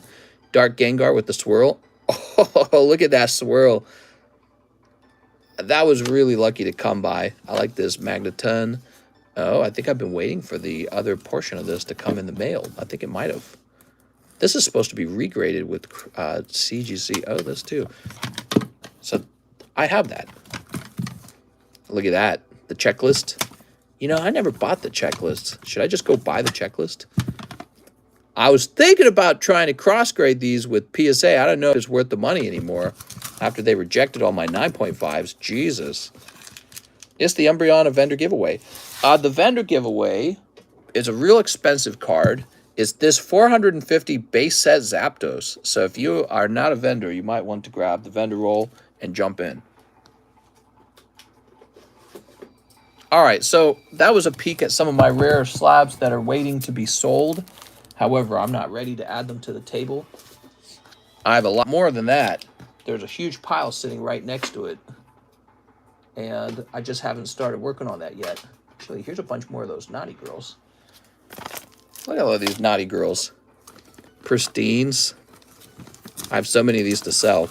It's kind of wild. I've been selling those for a while. The naughty girls, they've done pretty good for me. All right. I cannot complain about how they performed as a product. What do we got here? Ooh, Tyranitar, Raichu, Charmeleon 9. That's a cool Raichu. Victory Bell. Oh, yeah, we got plenty of cards here. Ooh, we're going to leave these up on the table, I think.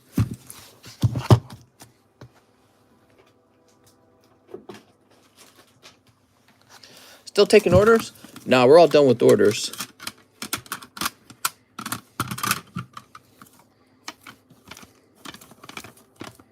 Ooh, Psyduck, nice. You have another Rainbow Tyranitar? Yeah, I had a couple Rainbow Tyranitars. I'm a big Tyranitar fan. All right, guys, I'm wrapping up here. I had a great stream. I'll see you guys tomorrow.